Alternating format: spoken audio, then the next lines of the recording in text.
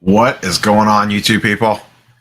Neo Cards and Comics here for a little post Culture Collision live stream, a little Q&A action. We'll have some special guests on, most likely, here shortly. Hit the old Mountain Dew here. But yeah, had an absolutely fantastic time in the old hot Atlanta over the weekend. Going to big shows is fun, even though that's definitely a bigger show, not like national level. But I don't get to go to a lot of the bigger shows very often, so it was good to get out and meet the people, hang out with a bunch of my hobby friends, make new hobby friends, the whole 9 yards. What is going on, chat? So if you have, I've obviously talked about Atlanta the last two videos that I did. But if you have questions about the show or about anything going on there, feel free to fire those into chat. Like I said, we should have some other guests that were in attendance to the show on at some point in time here. Probably just go for a couple hours. I got a relatively early morning tomorrow, but we will see what happens. Sorry, just checking the old phone. Yeah, John Morant was absolutely insane the other night. Insane the other night. DOA, you missed a hell of a weekend, buddy. You missed a hell of a weekend. Hell of a weekend. What was the football scene like? I saw a lot of Burrow, Herbert, Mahomes, and Brady. Not super surprising. There was a lot of those four. I saw more of the Tom Brady Bowman, both the chrome and the paper and refractors even, than I have seen in a long time. They were everywhere. They were plentiful. A lot of Burrow stuff out, a lot of Herbert stuff out, and a decent amount of Mahomes stuff was out. So would I recommend setting up as a seller? I'm going to we'll circle. Ask this question in just a little bit, Romans. Sports cards. I want to hold off till at least one or two of the special guests here so we could tackle this one as a group. Because while I was air quotes set up with Steve, he was at the table 90% of the time for Friday and Saturday. I was there maybe 10 or 15% of the time. I was mostly walking the show floor, and then I would swing by and hang out for a little bit so he could go out and walk the show floor. And I put about a row's worth of cards in his case to try to move some of the more, highly sought after things, what I thought would draw eyes to the table. I threw in there. So the little bit of time I was there, I will say I enjoyed it. But, like I said, we'll wait for some more guests. We'll tackle that one in just a little bit. What is up, Victor? Good morning from Japan. Holy smokes. Steven, what is going on? I'm sure I'll run into you this weekend at one of the two shows. I briefly heard the stuff that Kyler said. I did not. That came out while I was in Atlanta. So I saw that he basically said, and please correct me if I'm wrong, the gist of it was, give me more money or get rid of me, pretty much. Please someone correct me if that is not an accurate statement. My job city and auto sold immediately after that bin last night. I'm getting offers right now in IG DMs from people that want my Optic red on card. Mardi Gras, totally forgot about the nightmare. Had to prepare for it. Oh, DOA, you missed good times. Good times.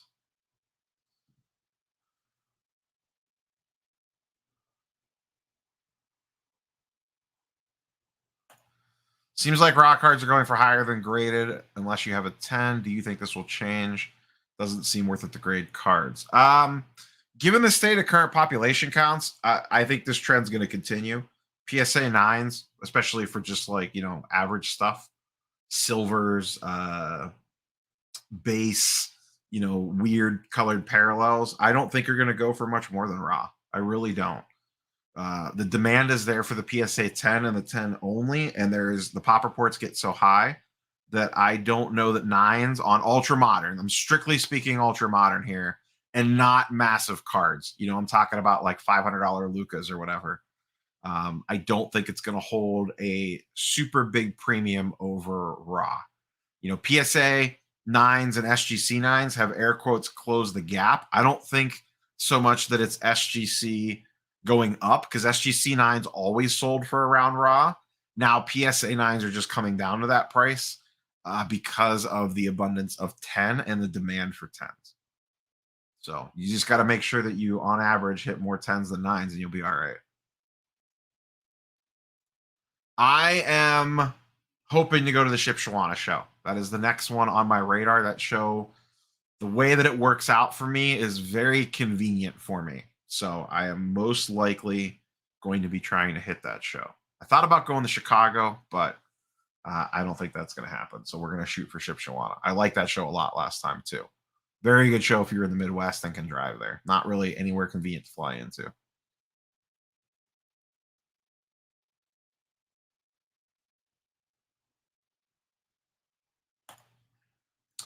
Yeah, I want. I mean, obviously, because I pontificated on it, Elong. That's most of the stuff sitting in the PSA backlog at this point is a bunch of junk. That's not really going to affect overall market prices because it's not stuff that people really want anyway. Flea Market Mixtape says, nice pickups, Neo. Thank you very much. I was absolutely, even though I didn't really pick up a lot of cards, I was extremely happy with what I did get. It was very targeted. I could have bought a lot of other stuff. There was a lot of other stuff that I saw, and I basically walked the show floor Saturday afternoon trying to find something to spend my money on, and just nothing was really grabbing me. And I kind of, I kept thinking about it, and there was definitely stuff that I wanted, but I'm at the point now where if I wanted to, and I don't know that I'm going to do this, I need to look at some things and kind of weigh some options.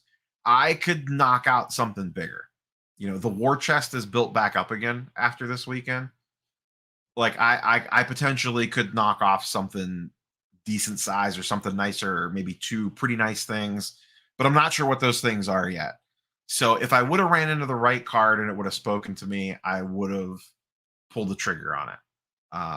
But it just didn't hit, or I just couldn't get the prices that I wanted. And I felt like if I pulled the trigger on something on Saturday afternoon, I was buying more for the sake of buying.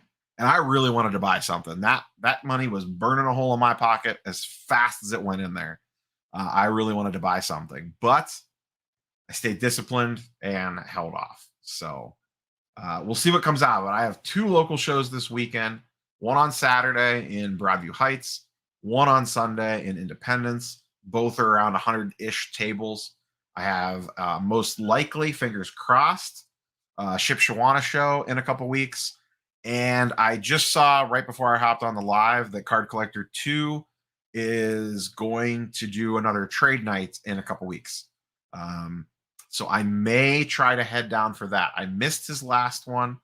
I would really like to go to one of those again. So I might try to sneak down for that. So we'll see what happens. Steve had a very good week. I'll let Steve tell those tales, but Steve definitely had a very good weekend.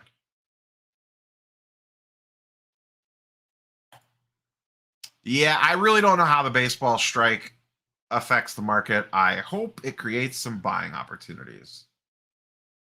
I see people commenting in chat about the State of the Union. I honestly forgot the State of the Union was on. Is it on right now? I completely forgot the State of the Union was on tonight. Not that I really care. I'm not extremely political. The only 2 grading companies were set up were CSG and HGA, and they were ghost towns. Tumbleweeds were rolling through.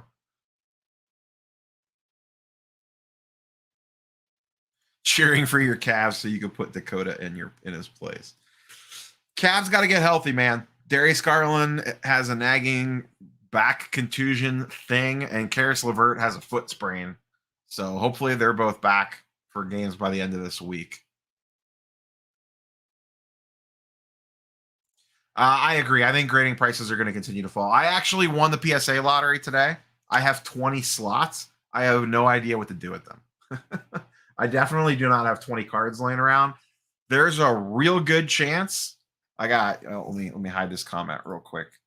Sitting right back there, right underneath that Ahsoka Tano pop, right there, is a box of 90 MU that is probably going to get ripped to send in for grading, because I have some cards. I don't have 20 cards, unless I buy a bunch of stuff this weekend that I run into.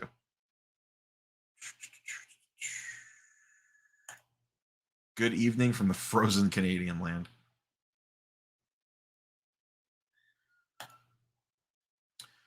Was there any anxiety or fear looming for the lockout for those holding baseball? It seems everyone was hoping there wouldn't be a lockout, and now here we are. I'm not 100% sure. I will tell you right now, though, this is the most baseball I have seen on a show floor in a while. It was, I would say, my personal opinion, and once again, I'm one person walking the show floor. There's a lot going on. There's plenty of stuff that I missed. I'm not going to see everything, but there was a ton of baseball on the show floor. I saw tons of Soto first Bowmans, at least a dozen of various grades, refractors, base, the whole 9 yards. I saw a lot of Tatis first Bowmans, a ton of prospect cards, and everything in the middle. Lots of Ronald Acuna, obviously, because we were in Atlanta. Baseball was plentiful on the show floor. So that's my biggest problem with like the Card Collector 2 trade night. It's the same night as the first basketball games. So that's the only part that kind of sucks.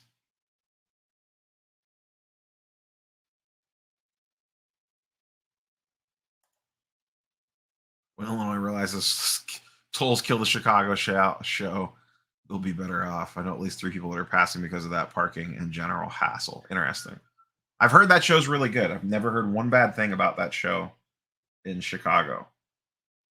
But I don't think I'm going to head to that show, just with Ship Shawana being the following weekend. And now it makes it even less likely the fact that Card Collector 2 is doing a trade night that Friday. So thank you, sir. I am very excited about both of them. I have the Miles PMG is sitting right here. If focus will, yeah, there she is. These bronzes, if you look at scans online, I mean, I showed this in the video today, really don't do the bronzes justice. They're really nice looking cards. Very nice entry level PMG. There is such a thing.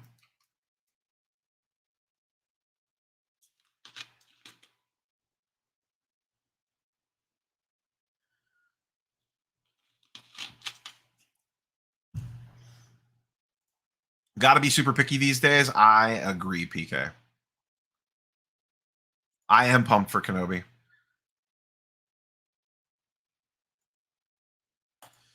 I honestly don't know in regards to the baseball games. We'll see what the guests have to say whenever they pop on.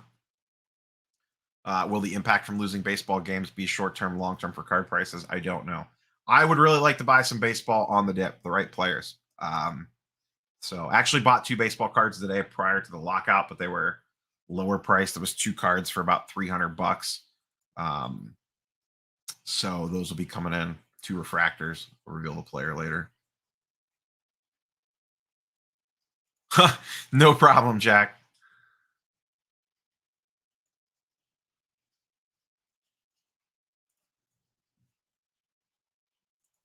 Neo's here to give the state of the hobby. Yeah, a lot of the COVID restrictions are definitely falling by the wayside. I agree with Miguel. Hit the like button. Would I set up as a dealer again after the experience of last weekend? Now, to be fair, I was not fully set up as a dealer. It was Steve's table along with Kenny and Roth. Steve was at the table most of the time. I got a tickle in my throat that will not shake.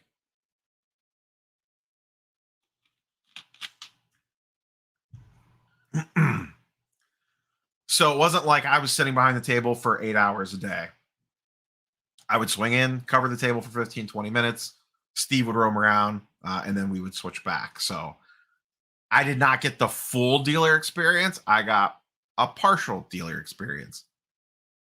I don't know that I would want to set up fully like as the lone man at the table. I think I would want more of like a 50-50 split, kind of like what Steve and I did, but spend a little bit more time at the table, maybe let him roam around a little bit more.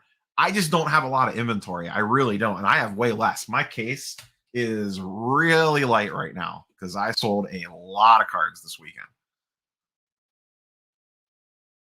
Speak of the devil and he shall appear. I got Steve backstage, but give me 1 second. Let me get caught up on chat real quick and give him a second to get situated. Because once he gets on, it's over. Like button's kind of weak right now. I'm not saying hit it, but tell him flea market. Current favorite card in the collection. I'm not going to lie. It's the new one. I can't stop looking at it. I love this card. I absolutely love this card. It is an iconic image.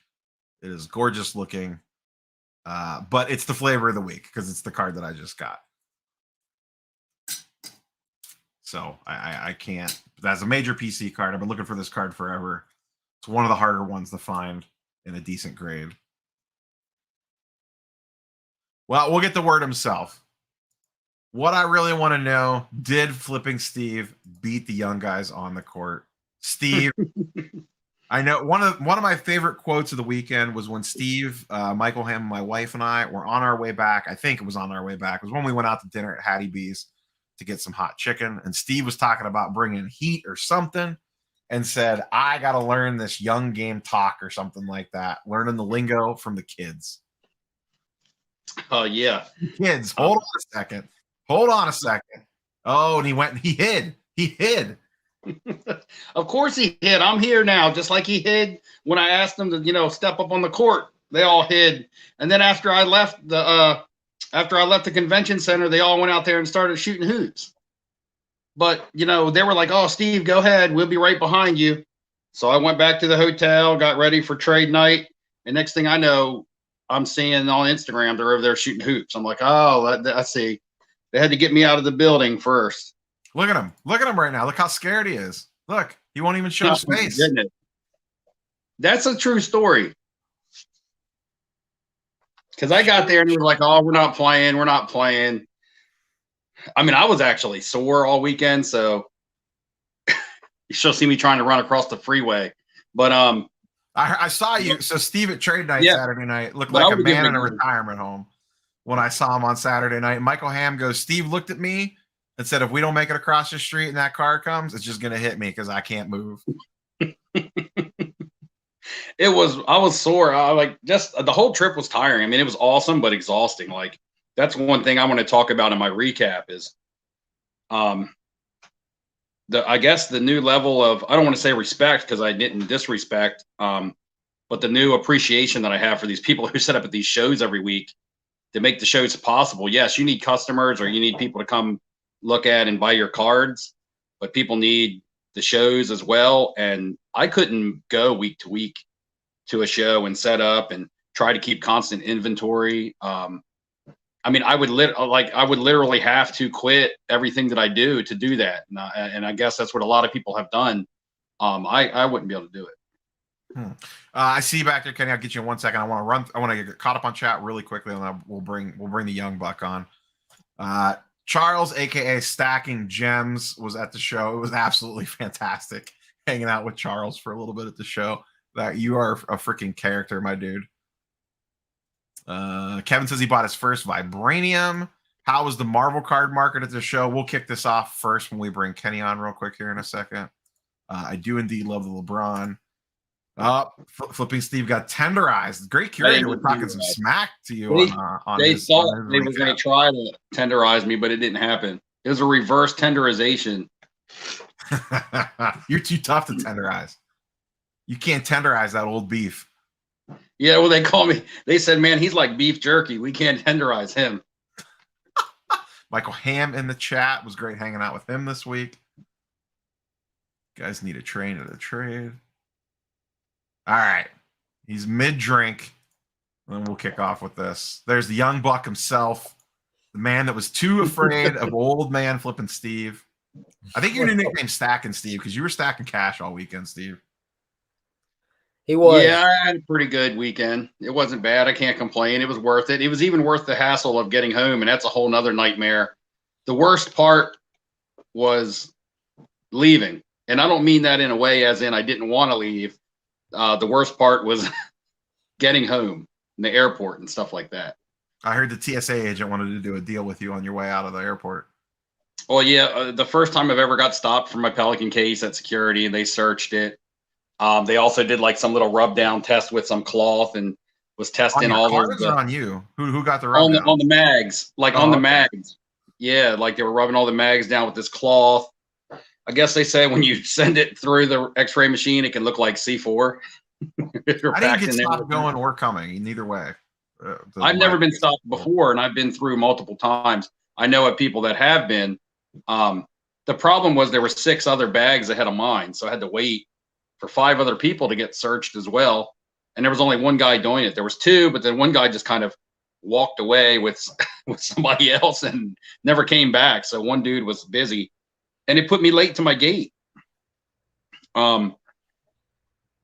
And Delta Airlines also had me going out of gate E6 on their app, but the sign had me, or the lady told me we were at the baggage check that we were going out of gate B27. So when I go to get on the terminal train, I'm like, okay, I gotta take this terminal train to either B or E. I don't know where to go. And that's Atlanta's big. The airport's huge. So I double back to the sign to see what the sign says. And the sign says B27, like the lady said, but the app on my phone with my boarding pass was saying E6. So I get to the Go ahead. Real quick. I get to the plane like 15 minutes before departure, and the guy ahead of me, there's one guy ahead of me. He scans his boarding pass. He goes on. I scan my boarding pass, and they stop me. And they say, no, we're finished boarding. The plane is full. You can't get on.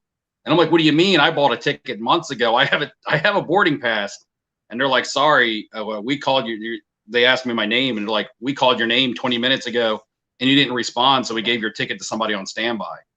So I was stuck there on standby for the only next flight out of Baltimore, or heading to Baltimore. I was going to try to get like a midnight flight to Philly, but my bag, mind you, was on the plane that I wasn't on because I had checked my bag. So my bag was on that plane going into Baltimore without me. Rookie bag. Well, I had to check a bag for my clothes because I wasn't checking my Pelican case, and then my backpack had well, that's right, because you brought like 4,000 cards with you. Well, I had to. Victor might win with the comment of the night real early in the stream. With CSG air checking for authenticity at the airport is a pretty solid, pretty strong comment. Let's open with this, and I'll hit this with Kenny first. I mean, you're a Marvel guy, but you're not the Marvel guy. What did you think of the Marvel stuff? Obviously, there was Marvel heat at the show. I assume this is the most Marvel stuff you've ever seen at a show. How do you perceive as the, once again, I'm not calling you a Marvel outsider, but not like in it. Like, what was your thoughts on Marvel stuff at the show? It was pretty crazy, honestly. I mean, the booth that we were at, like that whole row was just heat. I'm talking like heat. Just 101 gold Spider-Man PMGs were a row like away. Those 2 rows were just, it was crazy. I mean, you saw like old Marvel, modern, ultra modern Marvel. It was, I mean, it's the most I've ever seen at a big show. I mean, you don't even see that in Dallas. I didn't even see that at the National whenever I was looking for some Marvel to scoop up. I don't know. I mean, it's getting show stream. You know what I mean? Do you think so? Is it bleeding? Like I saw, Roth posted today that he picked up 2 Thor PMGs or whatever. Do you think it's starting to bleed outside of, like Steve and I and you and a few others are both sports card, and we've been dabbling on the Marvel side. Do you think just because of the process of the fact that it's getting shown so much, talked about so much lately, do you think it's starting to bleed into people that weren't traditionally looking at that space? Potentially. Now, for the record, those Thors are it's actually mine and Josh's as well. Okay. So, Well, regardless, though, he has a stake in Marvel. correct. Yes, he has a stake in Marvel now. But yeah, I do get what you're talking about. I mean, Sports Card Investor literally came by, and Jeff Wilson, he came by and talked to some of the Marvel guys, and I think that's probably one of the first times he's. I think it's probably the first time he's done that. I mean, yeah, it's a lot of dealers like that I've known traditionally throughout going through shows were looking through those showcases really, really heavy. Like they were astonished, but they were very intrigued and they were interested in buying a lot of stuff. Yeah, I know like Lootbox TV bought some stuff, I think, off Justin. Like you said, Jeff Wilson stopped by. He's done some Marvel stuff. Like he had me on a year ago to talk Marvel 190 MU first burst on the scene, and he did that Flea Retro box break. Like not this past Christmas, but the year before when that box was $400, and now that's probably I don't even know, $20,000-$30,000 box that he ended up ripping. So Steve, you had a pretty what any other show would have been like the top Marvel showcase in the tri-state area, but at this show, even though your Marvel showcase was really good, was out-heated a little bit by some of the other ones when you got Stack and Gems behind you with a PSA 9 red Spider-Man and Justin with his 101 gold. But that being said, you definitely moved quite a bit of Marvel. What was your take having a bunch of Marvel, a lot of PMGs, Jambalayas, Vibraniums out in the case in regards to people walking up? It didn't move as quickly as I anticipated. I thought a lot of the stuff that I would have would move fairly quickly, especially the precious metal gems, because I was actually, I was priced fair to sell, to move. You know what I mean? People were looking for the big name characters, so I felt like it was a lot of sports people asking about the Marvel. So of course they're going to know the bigger name characters and the more popular type cards. I think I actually, by show's end, probably sold more Vibraniums than I did precious metal gems or Jambalayas, due to the fact that people wanting to come into the Marvel market don't want to come in as hard and just go straight flying after precious metal gems. I sold a couple refined and to someone who said, I'm looking to start a Marvel collection and I want a couple nice cards that are cheaper than some of the higher end stuff. So I sold a couple Vibraniums to them, and that was their take on it. However, I also did have a big sports card dealer come to my show or my showcase, and they were like, they bought my Spider-Man Black Suit Achievement from the Fleer Metal, and it was raw. And they were like, I've never bought a Marvel card, big sports dealer. I'm looking into it. I just like this card. I don't even want to look up comps. How much is it? And I gave them a price and they bought it. They really didn't check comps. They didn't know what it was. I had to explain it to them. Yeah, and that's this card right here for. Yeah, right. Today, that same person messaged me on Instagram and asked me if I had any more Marvel for sale. And this is a big sports dealer. So I guess they're trying to venture into it some more. It's definitely going mainstream when people like Jeff Wilson and stuff start talking about it. It's just going to get more eyes on it. That's just the way that it is. So, with more eyes comes more interest. And I don't know if it'll spread across everything, but I still sold more sports cards. Okay. Even though, I don't know. I had some high end sports cards as well. But some of my higher end PMG, I mean, the Iron Man sold, but like my Doctor Strange and Scarlet Witch, they didn't sell the gradeds, but they were, they got Iron Man. So they didn't sell. I mean, I know you sold the Iron Man fairly quickly, but like the whole time I was at the table while you had the Iron Man in the case, every person that walked, it felt like every person that walked up to the table asked about that Iron Man red PSA 8. Right. I got a lot of questions on it. I got a lot of offers on it, but the offers weren't, where I was at, and the offers weren't where newer people coming in were comfortable at. So that's kind of what I'm getting at with people want to come into the Marvel card market, but they don't want to come in at such a high risk. They want to come in, get some nice cards that look good, that are entry level. I don't know what entry level to everyone, to everyone is going to be a different budget, but to come gunning in $1,000 or $2,000 for a PMG, as opposed to like $200 for a low numbered, nice looking Vibranium, a lot of the newer people were kind of looking at that vibranium stuff. I got one in the mail today. This makes number 4 of these that I've owned. I sold all 3 of these, one on Instagram and both of my other ones at the show. And I had another one coming in the mail that I couldn't take with me, Scarlet Witch Refined. So that's the 4th one of them I've owned, and the only one actually that I have left. So the popular characters in those, you can afford an Iron Man in a vibranium, or a Doctor Strange in a vibranium if you're new looking to come in.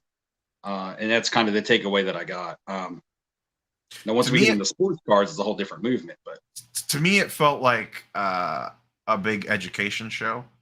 Some of the time I was at the table, a lot of people would walk up and be like, "Can you I see these Marvel stuff going crazy. Can someone explain to me why or what these are all about, or what is the, you know what I mean?" Like those, it seemed like, once again, I wasn't at the table nowhere near as much as you were.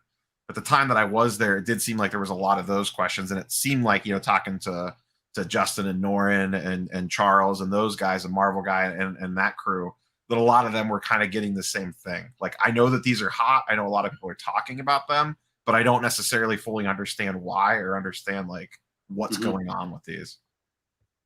And I got a lot of people who would stop and either comment to me or comment to the person that they were with and say, "Oh man, look at those. Those are really neat." And they would say that and they would keep going. But, they would stop and see cool looking Marvel cards, and they would make that statement either to someone they were with or to me. But, that's as far as it went. But again, that could have been their first introduction, to say those are neat. Must have been the first time that maybe they had seen them. And I would imagine this is the most Marvel cards anyone's probably ever seen at a show. Probably period. Anywhere, maybe. This might have been the most Marvel, both inventory and price point. Like if you comped all the Marvel cards in the room, it would be a decent chunk of change. Justin's alone would do that with the 101 by itself. But even if you factor that out, there was a large amount of Marvel money in the room in regards to inventory anyway. And I also think there was people looking for it that weren't finding it. They either weren't finding that part of the floor that we were on. I felt at one time that it would have been cool to have a little lollipop sign, like we call them lollipops at the casino, because it says what the game is on it. It looks like a lollipop, but it just says Marvel cards. That would have been something that garnered a little bit more attention for the people who were specifically seeking them out. Because I had people either come to my table and be like, "Oh man, I'm glad I found these," or I had somebody come by the table and be like, "I know somebody looking for that card. They've been here all weekend." So, and I know you go to a show, you can't see every card there, but they actually took that card out of the showcase for me and went and made that sale for me. So, did anyone buy any shoes? I watched Kenny Fornos' video right before I went live, and I saw he did indeed buy a pair. I saw him lose the coin flip. He lost the coin flip. Yeah, he lost the coin flip bad. Yeah, I did. Now you are a former sneaker guy, right? Kind of. I dabble. Dabbler. Yeah. So in high school, I guess that was really my first job. It's not like I was reselling like crazy, but I was really into shoes because I played basketball, and Nike basketball at the time, and when I was in high school, was at its complete peak. So buying Kobe 6, 7s, 8s, LeBron 8, 9, 10s, and KD 4, 5, and 6s were the hottest thing on the market.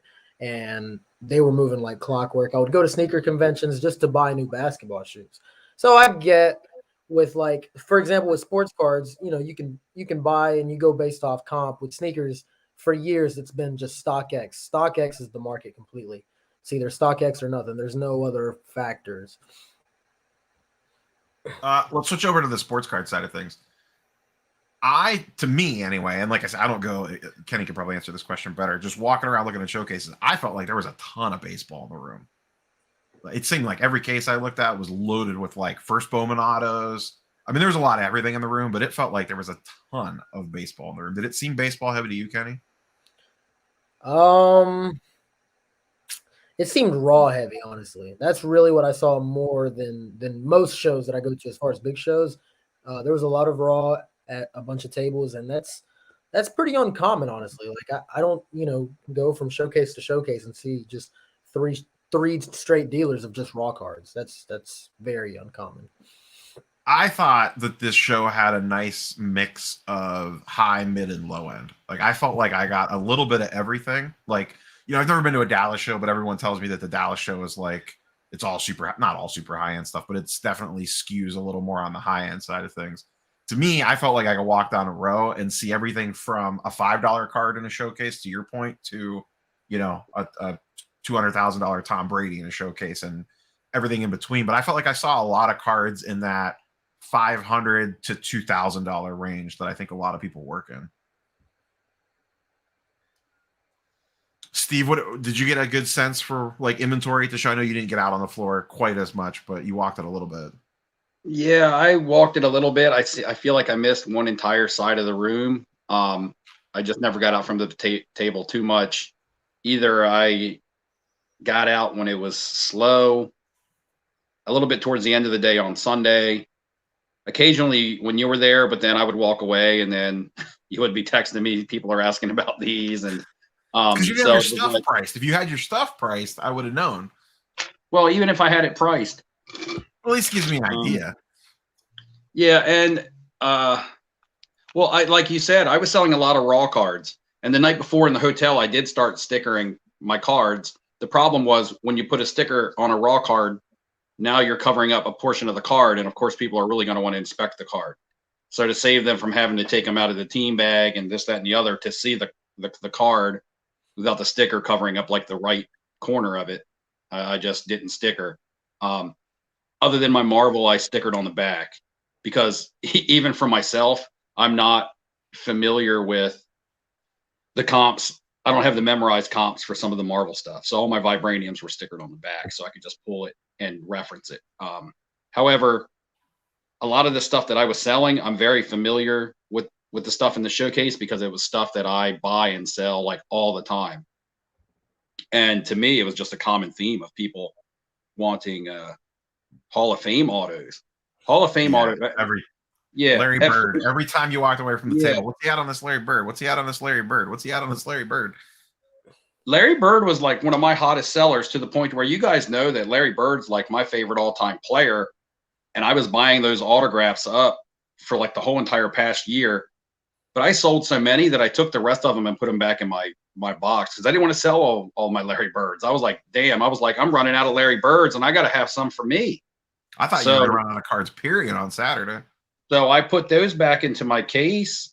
I put my only jersey patch auto of Bird back into my case. And then I had people asking, do you have any jersey patches of Larry Birds? And I was like, in my case or in my Pelican case, but they're not for sale anymore. I've already acquired another Magic Johnson auto since I've been home. And I'm not just going to say these players because this is just the players that I had, but Larry Bird, Magic Johnson, Dr. J, even my Jerry West, Kareem Abdul-Jabbar, autos, the Joe Namath that I had, and another Joe Namath that I got. It just felt like anybody who was in my case that was a Hall of Famer on-card auto that was a nice, flawless or immaculate or something like that. People just had general interest in it. Whether they walked away as buyers or not, everybody asked about it. Air raid sirens going off. Better get downstairs to the bunker. But yeah, so I'm not going to say it was limited to those players because I feel like every time even when I put my Jim Brown in there and my Willie Mays, it was like people wanted them. So I felt like it was just, if it was a Hall of Fame nice auto card, it got interest. So no telling what other players were out there that people were selling. Kenny, I have two questions for you. One based off of that, the Hall of Fame auto thing. But first, when you're walking a show floor, do you prefer prices on cards and showcases or not? No. What I typically do, like I'll look at somebody's showcase. I mean, if there's a price, that's cool because you kind of get the idea. But I like seeing it with no price because there'll be like multiple people looking at their table or whatever, and then I'll just look at a card that I like, and I'll kind of just already look it up, and then I'll kind of get an idea like, okay, what are they got to be thinking around this number, and then I just ask, what's the price, and then I know what I want to pay for it. See, the whole price versus non-price thing seems to be like half the people are like, no price, and the other half of people are like, if it's not priced, I'm not even stopping. It's weird. It's like this weird little thing that people seem to come down on both sides on. So you set up at these all the time and roam these show floors. Is that common that people just like are constantly looking for Hall of Fame on card autos? Like, is that like a normal thing, or is that like is this an exception, not the rule? No, it's the most common thing now in shows. Hall of Fame, proven players, on card autos. If it's a sticker auto, it's got to be numbered out of 25 or less nowadays. That's really the stuff that just sells. Whether it's on eBay, Instagram, whatever it is. When I put something on in my Instagram story that's for sale, if it's a proven Hall of Famer on card auto, it typically can fly in minutes. Like I'll put it in, especially if you sell it at below comp. Like people will pay for it all the time because you can't find those either. Like if we're talking, let's say flawless, impeccable, immaculate, products that are extremely low numbered. For example, like flawless, everything's numbered at a 25 or less. If you have, let's say, like a Elway or a Merino auto, and it's on card, I mean, people are going to typically snatch it up quickly because they're not on eBay listed, and if they are, they're extremely overpriced, and people aren't really willing to negotiate on eBay. Yeah, like I said, the few times that I was sitting at the table, every time Steve would walk away, there would be like a million questions on whatever, because he had a lot of that stuff in the case. It was that part was interesting to see because I don't normally see that because it's not stuff that I'm typically looking for. I'm going to use this to lead into Steven's question. Steven is someone that's local to me. I see him at a lot of my local shows. He sets up sometimes. Kenny, with how quickly you and Roth seem to move cards, what's your take on how the market is? Things move somewhat easy, or is it tough to grind out sales and flips? It just depends. As long as we get stuff for the right price. So now at this Atlanta show, really everybody was pretty steep on some prices. Like a lot of dealers told us the same thing. A lot of people walking the show told us the same thing. People were really like, I don't know. I don't understand. For example, we had a Brady walk up to the table, and it was a gold. So we thought, okay, it's got to be something, something reasonable. We thought it was this price, and the guy told us his price, and we looked it up, and he was like 5x over comp. Like it was literally like 5x. And I don't know. We were just so confused. We were like, did you not think we were going to look it up? We couldn't believe it. Like that happened multiple times at this show. A lot of vintage moved for me, but as far as buying, what I typically buy, like ultra modern or proven Hall of Famers, I really couldn't find them. It was a Marvel show for me. It was a Marvel show for me and a good selling show for me. Yeah, I mean, I noticed the same thing when I was walking the floor. Like there was stuff that I actively wanted to buy, and it was the same thing. It would be like, the last two comps on this card. Like I was looking at a Bo Bichette PSA 9 refractor, Topps Chrome Auto. Last two comps were 350 and 400. He was at 500 on it because it had a PSA 10 auto grade on it, and the other two didn't, and he would not come down off that number because of the PSA 10 auto grade. And I'm like, listen, I get that the PSA 10 auto grade gives it a little bit of a bump, but like $100 to $150 over the last comp on a $350 to $400 card, not so sure about that one. You know what I mean? Yeah, like, of course. And same thing. Like there was a Soto rainbow foil that I was interested in. Last comp was $1,250. They had it priced at $13, and they would not go lower than like basically $1,250. I'm like, I don't really feel like I should be paying full eBay comp cash. Like at least give me a little bit of a break here. You know what I mean? Like, and some of the other stuff that I noticed is just seemed like dealers did not want to move. I don't know if that's just because they're super upside down on stuff or, what it is. But on the flip side, it seemed like, Steve and myself, the stuff that I put out, I did put my stuff out priced. I priced it at exactly the last eBay comp. And I had a lot of people stop by and were like, oh, that's a really solid price on that. Because they would see the price and they'd be like, oh, like that's actually pretty good. And I feel like I attracted more people on some of the cards I had in the case because they would see that I was already competitively priced on the stuff that I had. Now I had like common ultra modern stuff that there's lots of comps on. So it's not like you're going to pull a fast one on someone on a Trae Young Silver 9. But I think it made them feel more comfortable to walk up to even deal because they saw that I had it relatively priced in the realm of stuff. Yeah. Steve, did you get a lot of deals with people coming up? I didn't really have many people come up trying to sell while I was at the table. Did you have much of that while I was gone? It didn't seem like I personally did, but you were there. Yeah, as far as that was the one thing that I thought I was going to take away from this show and get to see that aspect of it, but it rarely happened, if it happened at all. Any cards that I acquired across the table either came in trade, or I actually don't think I bought a single card off anybody. I looked at a couple, but I didn't have much stuff walk up to me that I had interest in. And the one card I did have interest in wasn't even like a super special card. And it was a younger teenager. I don't know. He might have been, you were there with me. He had a Bo Bichette Pink Refractor PSA 10. And it was actually something I was interested in. If I could get it for the right price, I could probably slap it into the showcase and make 25 bucks on it, But I was like, so where are you at on the Bo Bichette? I kind of wanted to just give him some business. You know what I mean? It wasn't like I was dying to get that card. Yeah, because you even turned to me, you're like, what do you think this is? And I said, I think they go for like low 100, like 110, 115. But like, when a 13 or 14-year-old comes up to your table and wants to sell you a card, myself, I feel bad telling him you have nothing that I want. Maybe that's just me. I don't know, but I try to find something to make a deal. But he was at, he said 135 bucks, and they were comping all day long between like 90 and 100 bucks. And I just told him that I couldn't do it. I mean, if he would have, I would have probably paid him full comp for it just to give him a deal. But he like wasn't even moving, and I was like, "There's no way I can buy this. I'm sorry for 135 bucks. I just can't." I honestly wanted to, even if I couldn't have made any money off of it. But that was it as far as stuff coming up to the table, that anything that piqued my interest or even looked like worth buying. Really good items came across in trade because I had some high-end items that people wanted that they either couldn't or didn't want to go in full cash. So I took some nice higher-end cards in trade with some cash on some deals. But as far as buying, just didn't happen from that standpoint for me. And that was probably just a small miss. It probably happens quite a bit. And I just didn't get to experience that aspect of it. But I still had a great show. I'm still happy. I still had a blast. It was still fun. So yeah, it wasn't. Yeah, I could have not bought or sold a card the entire weekend, and it would have been worth the trip for me. But I'm not, I'm not like Kenny down there that needs to sell stuff to, to go get some Chipotle at the end of the day. But for me, the social aspect of it alone would have been 100% worth the trip, like regardless.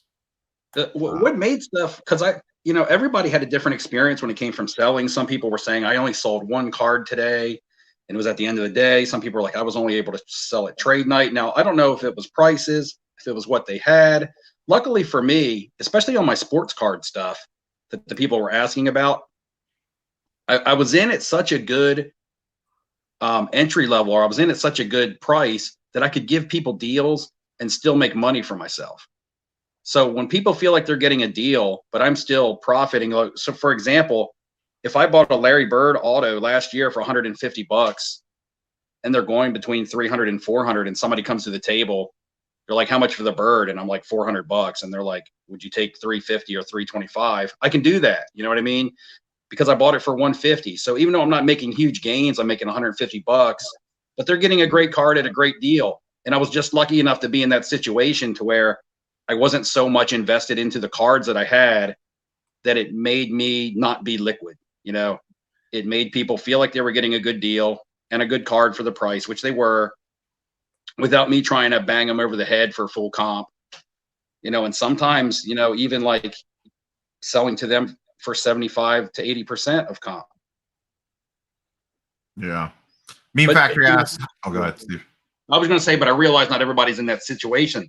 Some people are either upside down and they're trying to recoup as many losses as they can, or what is wrong with my dog? Or they just aren't in at a low entry level, and so selling at certain prices doesn't make sense for them. So yeah. I was just in a fortunate situation to be able to sell the way that I did. Kenny, how much time per day do you spend with cards? I don't know, man. A lot. Yeah, I mean, I wake up, do my shower, and then just check eBay, check to see if I made some sales. Um, I organize my cards all the time, even though they don't even need organization. I don't know why I get this OCD. I'm You just just want to like, touch them. yeah, I'm just like, yeah, let me just put these. Maybe something needs a new top loader. Yeah, let me put that in a new top loader. Yeah, Even though it the hasn't gone previous sleeve looks a little scuffed. Let me swap it out. exactly, it hasn't even gone anywhere. It's just like, it's a little dusty. Let's put it in a fresh one. I do that all the time, especially with like cards that I take to the show. I put them in brand new team bags all the time. Like each because if you have like the Pelican case or if you have like the Zion cases, the rubber inside of it sometimes wears off and it gets in Yeah, I got like that little black residue sticking on the sticky part on the edges and yeah, stuff. so I change out my team bags consistently. I'm always buying supplies just to, because I mean, presentation's key at a show. Like everybody wants to see a clean top loader. You're not going to sell a nice refractor and a beat top loader or a yellow top loader. Like you're just not going to. Like, Yeah. I mean, they could probably sell better in just a penny sleeve at that point. Seriously. Need them pro molds. I got a stack of them sitting around here. So I think we're all team pro mold. I mean, I switch my pro modes completely often. I mean, they, sometimes they get scratched a little easy, so I switch them out very often. SSP Joe asked really quickly, how do you sell high-end cards safely on IG? For me, it's PayPal Goods and Services is pretty much the answer. I don't know, Kenny, if you have a different take on that. Though I have done some friends and family sales, but if you're selling, you're the one that really doesn't have much to worry about there. Yeah. I mean, honestly, like high end, as long as so I mean, I really don't buy too much high end online. I like to do that for shows. Like if it's good deals, like it just depends on the price range. Like I'll typically buy it from Instagram, but I really enjoy buying on shows at shows, ComC and eBay. Yeah, I agree with Steven here. The overcompeting of cards that was a lot of my frustration on Saturday is I had money in my pocket that I wanted to spend and cards that I wanted to spend it on, but just couldn't even get something that I thought was even like, hey, can I get eBay comps minus 10% because I'm paying cash? And they're just like, nope. And I'm like, all right, I guess I'm just taking this money home with me back to Ohio. Yeah. I mean, it's just how like I said, I mean, it shows it's just sometimes, I mean, it's not even sometimes. I'm very honest with the dealer. I'm like, look, man, last three did 14, 13, 15. I mean, there's 1350. Did you do 12, 1250? You just got to let them know, hey, you're at 17, but you're nowhere, or you're at 27, and that's nowhere in the stratosphere of these last 3, 4, 5 comps consistently. And it's the same thing when people walk up and they bring stuff. They're like, oh, the last 5 did this, or the last 3 did this, and it's like, okay, you check, and it's like, no, they didn't. It's especially like how you were talking about how you're checking alt now, especially for like new sales. I mean, we check alt all the time because I buy graded cards mostly, so I check alt all the time, and it's like somebody will be like, "Oh, the last 4 have been doing this consistently," and it's like, no, well, I hate to there's tell these you, 2 Ice Lab sales, and then there was this golden one, and this one on PWCC. exactly. It's like, no, they're not. Unfortunately, they're not. How was the LeBron market at the show? I mean, I bought a LeBron card. I feel like I got it pretty fairly valued. I only had one LeBron card in the case, and it was only out for probably half the day on Saturday. And it was just the 03 Topps paper, nothing fancy, and a PSA 9. I had it priced at exactly the last comp, and I did have a lot of people stop at the table to ask about it, but no one pulled the trigger on it. Steve, you didn't have any LeBron in the case, did you at all? I don't think you have any LeBron, do you? No, I didn't. I thought you sold that Topps paper. You did. I know a lot of people asked about it. I thought you actually. A lot of people asked about that card, but it did not actually sell. I brought it home with me. No, I thought it sold on trade night Saturday night too. Yeah, I thought it sold, which is with as much interest as it got. Yeah, Kenny, did you have a lot of? I don't know. Do you have a lot of LeBron? And I don't think you really have much LeBron in your case. I've been looking for LeBron at the right price for the last month, and it just hasn't worked out. So. Now, when you say looking for LeBron, are you just talking Topps Chrome, or are you talking like on-card autos or relics, or just whatever that seems priced? Yeah, game use patches, sticker autos, anything. I mean, like anything that's rare. You know what I mean? Like stuff you don't really see too often. Like Topps Contemporary, I hardly ever see those. Like I've been looking for that stuff. So you're not looking for like a Topps Chrome PSA 9 or 10 or whatever. You're looking more like maybe like a Topps Finest refractor, or like stuff like that. Or game use patches. I love LeBron game use patches, especially numbered ones. Like you hardly ever see them, and if you do, it's not it's not at the right price. Just like we were saying, it's like 3x over comp, which is understandable. Or a lot of times there's no comps on that stuff because they don't, they're numbered out of 100, but it's from it's from 2006. There's not exactly a lot of those that transact very often.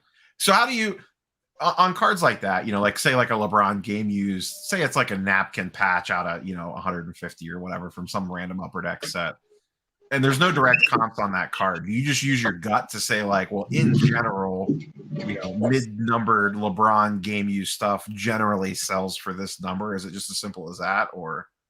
Yeah, so I mean, over the past few months, I mean, just the more you do it, the more you become familiar with cards that come up to the table, the more often you see cards that come to the table, the more that really I can look at a card and I don't really have to comp it. I just have this gut feeling. I'm just like, that sounds fair. Like I had a Kevin Garnett, Kobe, LeBron triple patch at 125. Oh, I saw that on your video today. Yeah. So I mean, I bought that. There was no direct comp of that, but there was an Oscar. So it's like, okay, Oscar's got to sell more than KG. So it's like if I can get it for possibly half or even a third of Oscar's price with Oscar, then I feel comfortable at what I can move at. Can I move it for half? Can I move it for a third? Whatever it is. Like I figure out percentages on my own typically. Yeah. Plus you're in and out of, like, to your point, you're in and out of those cards a lot. So like, okay, I know that I could generally move a LeBron game use patch for at minimum this number. So if it's coming in under that, it's probably an auto buy for you, regardless of almost what it is. Yes. And especially a card like, you're not going to get stuck with a LeBron or a legend, any, all-time great player. Like, you're not going to get stuck with a Kobe game use patch probably for very long. You're going to be able to move that if you need to move it to free up cash. Correct. The great curator did you dirty, Steve. And I see we got a fourth guest on here. Who's that? Well, the emergency vehicles and stuff are going by, and the dog gets a little nervous and hurts her ears. And my wife is in bed, so she come running to me. But she's okay now. She gets a fourth guest. Yeah, word around, Steve got tenderized by the great curator. Tell me it's not true. Steve, set the record straight right now. If you need to cut a promo to do it. But whatever you need to do. I heard it.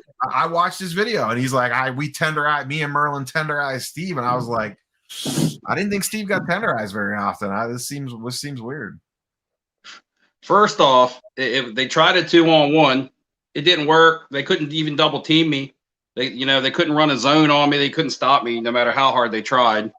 They tried to tenderize me. Then they went back to the camera and was like, damn, this is like beef jerky. We can't tenderize this. I flexed my abs like the brother on Step Brothers, and they just came to the price that I wanted. That's the way that it worked. But now they're spinning this tail that they tenderized you. So I walk up to the table. I knew who to target. I had a couple Christian Pulisic. Cards. If you're talking about that they like Christian Pulisic and they're buying and selling Christian Pulisic on their videos, they made themselves targets already, right? I know who to go to because I know who's buying this. So I don't take them the rookies, I'll leave the rookies marinating in the showcase. I'm gonna set them up with the inserts. So I go over with the inserts and I walk up like I got some Pulisics. So, but I had to play a little reverse psychology. I was like, don't tenderize me, too bad, guys. Don't tenderize me. I know how you like to set it up. Well, they go over to the camera. This is Brian from Sunday League Investors and the great curator, and they're talking. I don't know what they're talking about. They always had they had their own little private conversation. After I gave them my price, they came back with their price. I came back with my price. And then, so basically, I think we were at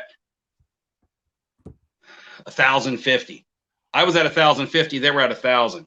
I said, look, I'm not even going to do the meet me in the middle remix. I'm just going to say 1,020, shave $5, 1,020. That way you can feel like you won. And I already know that I won, but I'm mentally letting you feel like you won. I even told him that. And then we shook hands. In the end, they got a good deal, but they don't know what I was in on those cards. So I did good too. So win-win. Charles says lots of tenderizing going on in Atlanta. I could say I ran into Charles and Kenny late Friday night in the hotel lobby, and they were both they both got tenderized. They were both feeling good, real good. It was good. It was good. How was wax pricing? I didn't look at any wax. I never look at wax. That's not my thing. Do you ever look at wax? I don't. Do you ever look at wax, Steve? You're not a wax guy, are you? No, I don't. Yeah, I didn't think so. I did see some of the Marvel guys did have some sketch cards for sure. I saw some sketch cards there. Charles says Kenny bought the bar. Bought up the bar. Oh, I heard about those stories. They both came back. Charles came back with Kenny. Those guys. They were happy. Then we had a little talk show session. We had a little talk show session at the table. Kenny and me and Dustin. I was blabbing and I kept First of all, I looked at the footage and it was like 35 minutes long. Steve, you could have told me to stop talking. Yeah, you kept wanting to deal with me, and I was like, dude, I'm not going to take advantage of you. You know, this is like when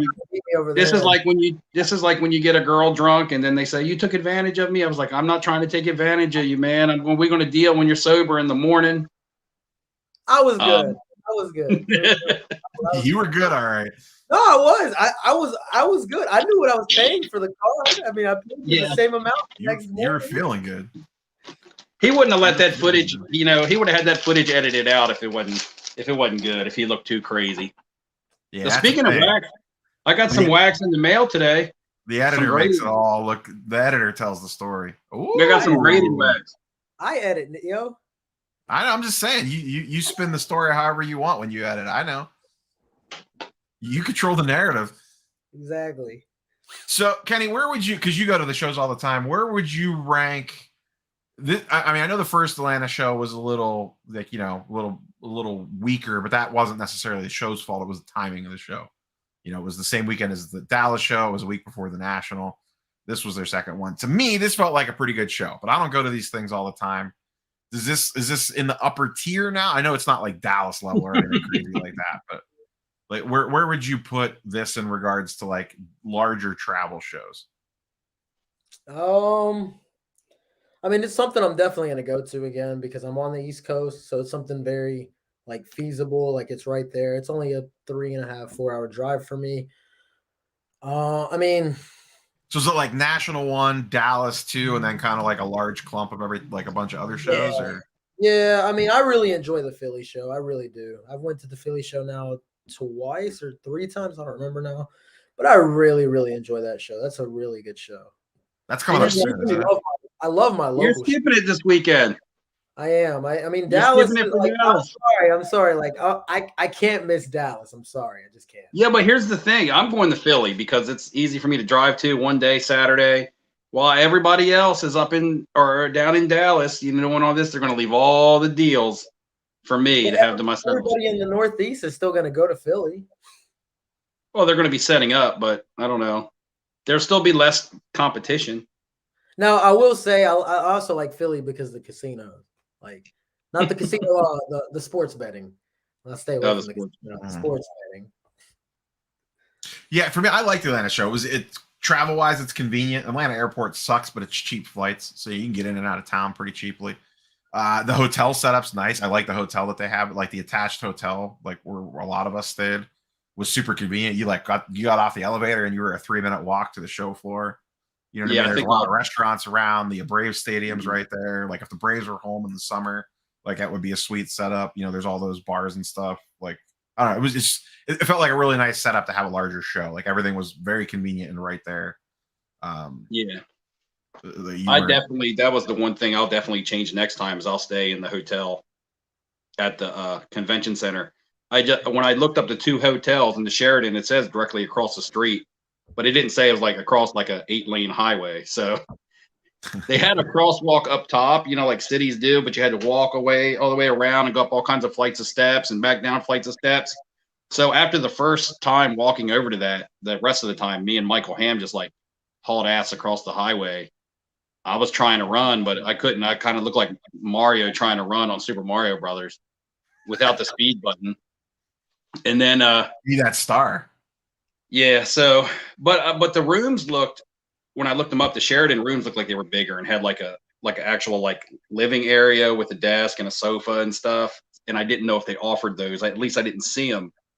at the other hotel, but I could be wrong because that hotel seemed really nice. So I wouldn't doubt if they did too.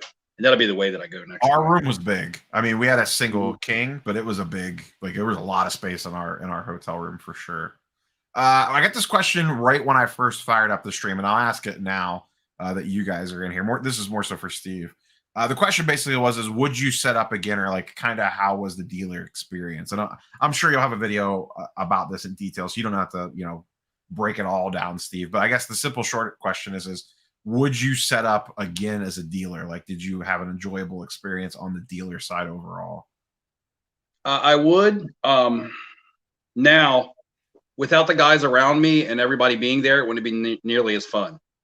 I would have just been standing there with some other dealers that were strangers that if I had downtime, maybe I would make small talk with them. I end up doing that, but having Kenny and Roth here and Neo behind there too, and Michael Ham roaming around, and all the viewership was awesome. There were so many people that came up and just hung out around the table for a while, and I didn't even mind. I was dealing over here and still chatting it up over here, and that was awesome.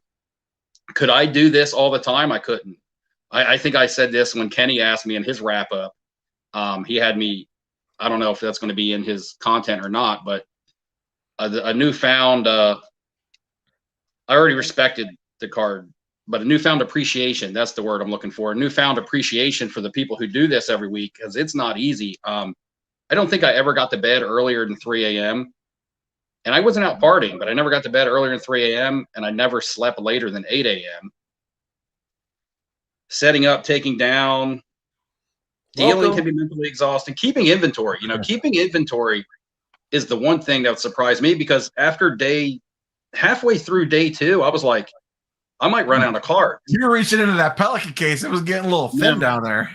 Now I didn't run out of cards, and I had full showcases the whole time. But I mean, I felt like a lot of stuff was moving, but I couldn't. I could do a show maybe 3-4 times a year, but I couldn't do this like all the time. I would have to quit everything and make it my full-time thing, and I can't do that. Yeah. But I loved it. It was amazing and it was fun, but it was work. It's not easy like it looks from the other side as easy. Yeah, you watch a Kenny Forno's 15-minute vlog and you're like, oh shit, man, this is easy. And then you do it, and you're like, oh crap, I'm too old for this shit. Yeah, 15 minutes is just the cut up, boys. It's a lot. Mm-hmm. To me, what wiped me out wasn't so much the show floor, it was the travel. You know what I mean? Like getting up, I set myself up for failure by having to get up at 3 a.m. on that Friday to get there. And then it like set me back I could not catch up the entire weekend. Like Saturday, I would have loved, or Friday and Saturday night both, I would have loved to stay in the hotel lobby later and just bullshit it with everybody. But it was just like, I was exhausted, like mentally and physically. And I knew that I had an early morning the next day because I wanted to hit the show floor early. And it just sucked. It was like, I want to be down there talking to people, and I just could not keep my eyes open. Like, travel was the biggest thing for me. I wish I would have came in the night before, even if it was late the night before, just to be there and not been able to just like get up on a regular time on Friday morning. But that was my biggest takeaway is structuring the travel differently.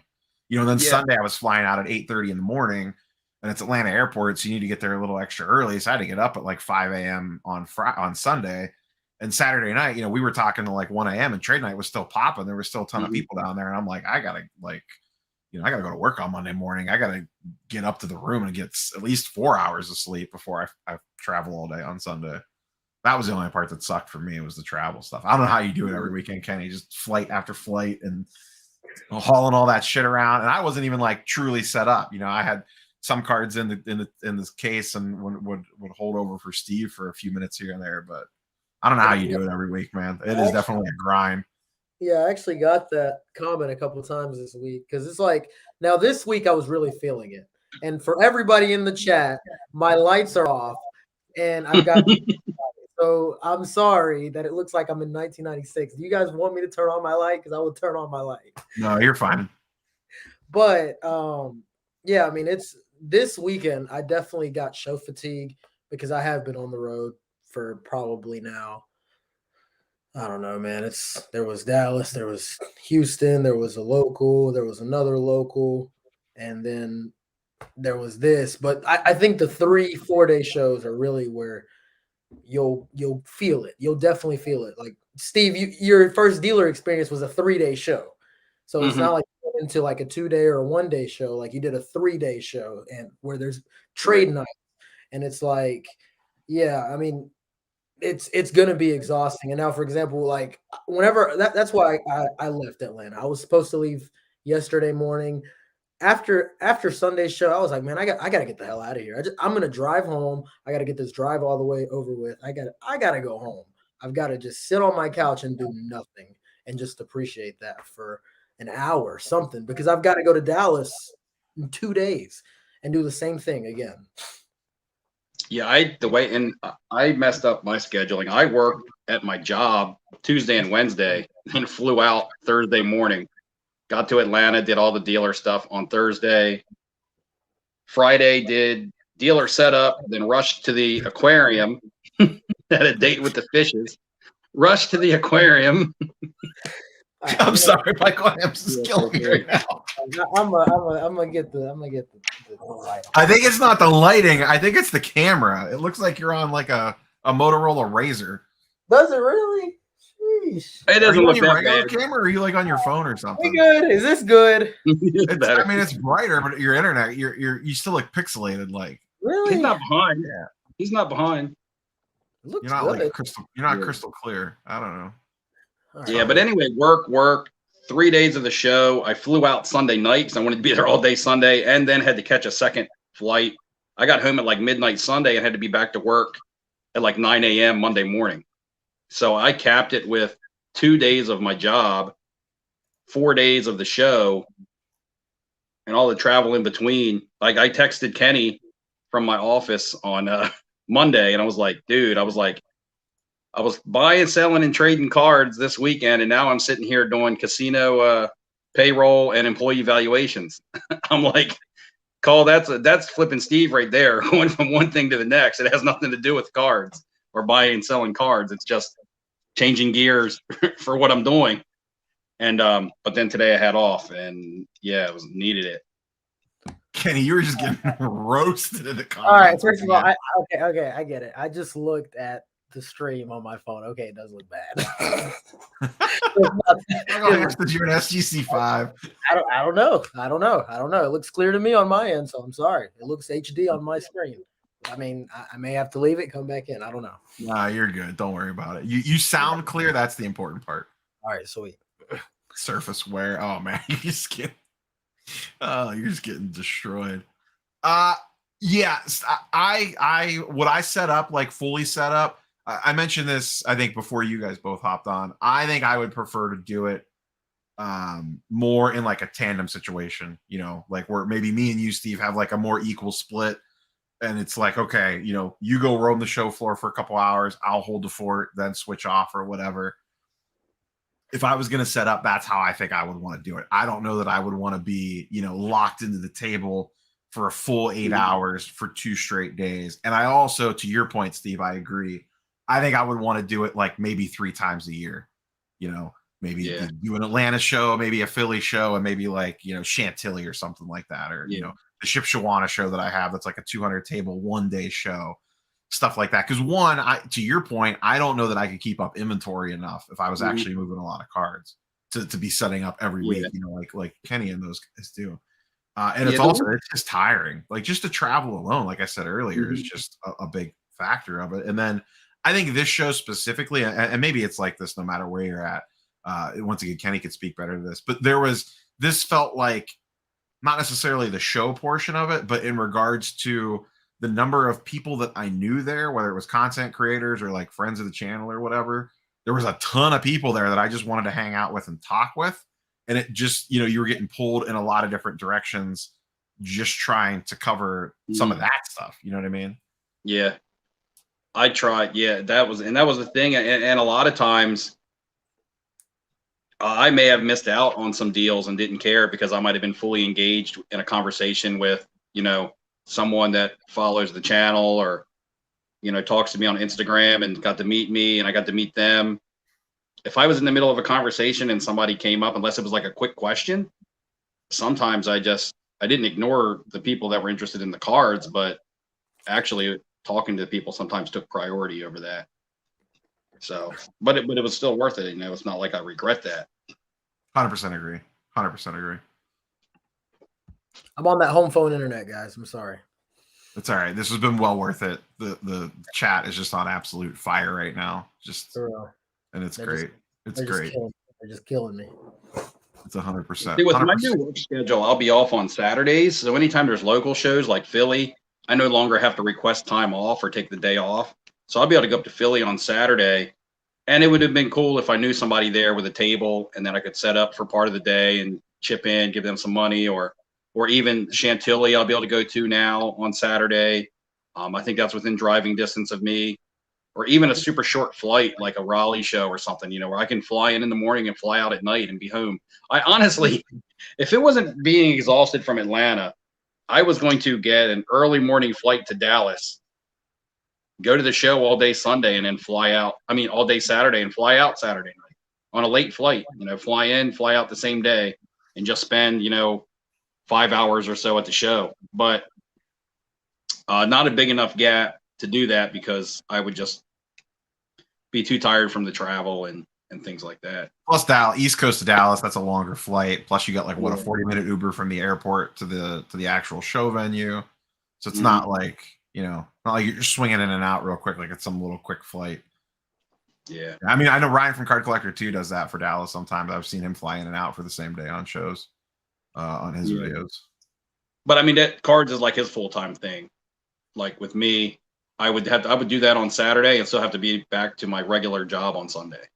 Yeah. Because I only get Saturday off. I get 2 days off, and then I work 2 days and I get 1 day off, and then I work 2 days. So I get 3 days off a week, but they're split. My general takeaway from, you know, kind of seeing the two different sides of it a little bit clearer now is I know I would never want to do this full time. Like what Kenny's doing. I would be mentally and physically exhausted and be worn out quick, and it would feel like a job. Right now, it still feels fun to me because it's not a job; it's the side hustle. But like Steve said earlier, mad respect for Kenny and the guys that do it like that all the time because it is way more work than they let it on to be, for sure. That's not even. I mean, that's just setting up and dealing with the show, not even counting the content creator level that gets mixed on top of that of having to worry about, you know, recording and then. Like, you know, Kenny, it's not like you had to go home and just take a nap for 3 straight days. You had to come home, probably upload footage, edit footage, cut, trim, get it uploaded, make a thumbnail, make sure them tags are straight, description's good. You know, what time are you going to release it? Like, that's a whole other side of it. That's not even like you're just exhausted from just being a dealer. And now it's not like you just get to go home and relax. There's this whole other extra layer as a content creator. But I mean, there's advantages to that as well. Like people know who you are, they're more likely to come up to the table. They know what you know what I mean? There's definitely a good trade-off for it. But you know, that's a whole extra layer of stuff that's not even there as a regular dealer. Yeah, and Kenny asked me, and he had this in his video today. He asked me something about the show and all that, and I was like, man, I can only be flipping Steve 1 day a week. And like flipping Steve is me. I don't have a different personality once the camera turns off. Anybody who's met me in person knows this is me, but that aspect of it, I was like, man, I can only put out 1 video a week, 2 tops. Live streams are easy, but that's what I mean. I can't do all the editing and things like that. And he was asking me about it because after day 1, the Friday, I didn't film any more show footage. So I don't have a lot of vlogs. If anybody's expecting that type of stuff to come out, I have some footage from Thursday when I left and got there, airport type stuff, little travel things, some stuff from Friday. But after that, it was like, I can't do this. I can't film content and try to deal and stuff like that. And so that's when I was like, man, this is difficult with the content as well. I can only be flipping Steve 1 day a week. So, you know, and then they were I don't know if they got that on camera, but they were busting on me, calling me Collecting Steve. And oh yeah, that was on there. That was on there. Today. I think it was on today's. Yeah, it was on today's Collecting Steve. Don't let him fool you, everybody. He ain't flipping Steve. I told him on the court it's swishing Steve though. And it said bricking Steve. Kenny, go for people that don't know, give a little quick shout out to your where people can find you. Yeah. So I mean, I don't know if my display name is pixelated either, but if it's not pixelated, Well, I don't have display names on. That's probably part of the problem. Okay, it's Kenneth Fornos. It's exactly how I am on the display name. You can search me out on Instagram as well. It's at KFORNOZ. So instead of the S on my last name, it's a Z. You guys chit chat for a second. I was looking to see if I could figure out how to. I can't find the thing to turn the banners on. Actually, I wonder. Oh, it might be because that's because I had a question up. That's why. There we go. There we go. Charles says we're too old to keep up with the youngins for doing card shows weekly. Yeah. I agree, Charles. Saturday. Yeah, Saturday. Because Friday night was the battery trade night. Yeah, we skipped that. Steve and I went for the hot chicken run with Michael Ham. We went on the hot chicken run. Yeah. Was hot chicken Friday night? Yeah, we skipped the battery to go to get hot chicken. Oh man, hot chicken was worth it, even though I had the waterworks turned on. Boy, I got the next to the hottest level. So like the hottest level was like fire in your hole or something like that. But I got the damn hot, which was the second the hottest. He was talking a lot of trash, and then he got like 3 bites into that chicken, and he went. Because so it's not like a wet hot sauce; it's like a dust. And there was one piece that was like devil red, and I went to bite into it, and like the dust like went in my mouth, like all the way to the bed, smacked me in the back of my throat, like. And I just was like, oh, and then the waterworks opened up, man. I had the snot and the water running and shit. But quick recovery. It was worth it because it was good, bro. That chicken was real. I knew it was gonna be good. And that chicken was real good. The hottest thing was the piece of bread at the bottom because it like caught everything. And you picked that thing up and it was just dripping with like hot chicken juice sauce. My bread wasn't like that on top. It just looked like sliced white bread. So my mouth was burning and stuff. And I'm like, oh, yes, they put this bread in here to help counterbalance it. So I bite into the bread and realized it was all on the bottom. Like most of the hot stuff was on the bottom of the bread, which I didn't see. And so it didn't even help. It just intensified it a little bit. It wasn't Atlanta hot chicken. It was Hattie B's hot chicken. So it was technically Nashville hot chicken, which is the king of hot chicken. They have a Hattie B's, which is famously one of the most famous hot chicken places in Nashville, Tennessee, but they have a store in Atlanta. About 20 minutes from the venue, I think, including a little bit of traffic. But we got in and out of there quick. We got there just in the nick of time. By the time we got sat down, the line was like a mile long. It was. We went to leave, and I was like, "Damn, I'm glad we got here when we did," because it was way back. I was like, "Holy crap!" And I had the clutch move of ordering a little bit. I ordered a little bit bigger, and then I had that piece of chicken the next day in the room. And I snuck up to the hotel room for lunch. Well, and then Michael wasn't prepared. I was like, man, I'm getting 3-wing meal, but I'm getting 2 more wings, big wings, because I know I'm going to eat more than 3 chicken wings. I didn't come all the way here to eat this to, eat a little snack. And Michael gets like the 3 wings. And I'm like, dude, you're going to eat more than 3 wings. I'm telling you. So he's sitting there eating and he gets done and he's like, man, I need to order more food. So he has to go back and order more food. But then I didn't even see him inhale that. I mean, he must have taken the meat right off the bone. I go, all right, let's head back to trade night, boys. And Steve's like, Michael's waiting for his chicken fingers. We got to wait. I'm like, he got those and ate those already. What are you talking about, Steve? He's like, what? When that happened? I completely missed it. Yeah, he said he must have nailed that. That hot chicken hit the spot. We had a nice Uber driver. My wife Uber drove us down the hot chicken. Worked out good. Soda bus just sold on my side. I did not. Oh man, nice. So that's the Soto that I sold at the show to a dealer for $2K because it was a $2,500 comp, and I wanted to move that card before another one sold because that comp didn't seem right on that card. Well, you did good. Then I bought the Lebron. I gave you a good shot. I don't know if you got a chance to watch my thing from the day, Kenny. You probably did because you were editing. I gave you a nice little shout out for coaching me up on the LeBron refractor negotiations. I was watching the footage because you bought that on day 2, right? Saturday? Yeah, I bought that on Saturday. Yeah, I was looking through the footage and we were talking about it. I was like, yeah, go ahead, Neo. Just offer him $1,300. Just go ahead and offer it to him. Yeah, I went $1,350 to not be insulting. But he came back with 15. And then we hit it 1450. Man, sounds like somebody else was getting tenderized. Mhm. Someone on my comments today were like, "Man, you killed that guy on that LeBron." I was like, "All right." I thought it was a fair deal. BGSA 5, that's like not exactly the easiest thing in the world to comp. Yeah. The 8.5 is tough because I think what you were telling me there was like a 7, an 8, and a 9 that sold, right? Or a 7 and a 9.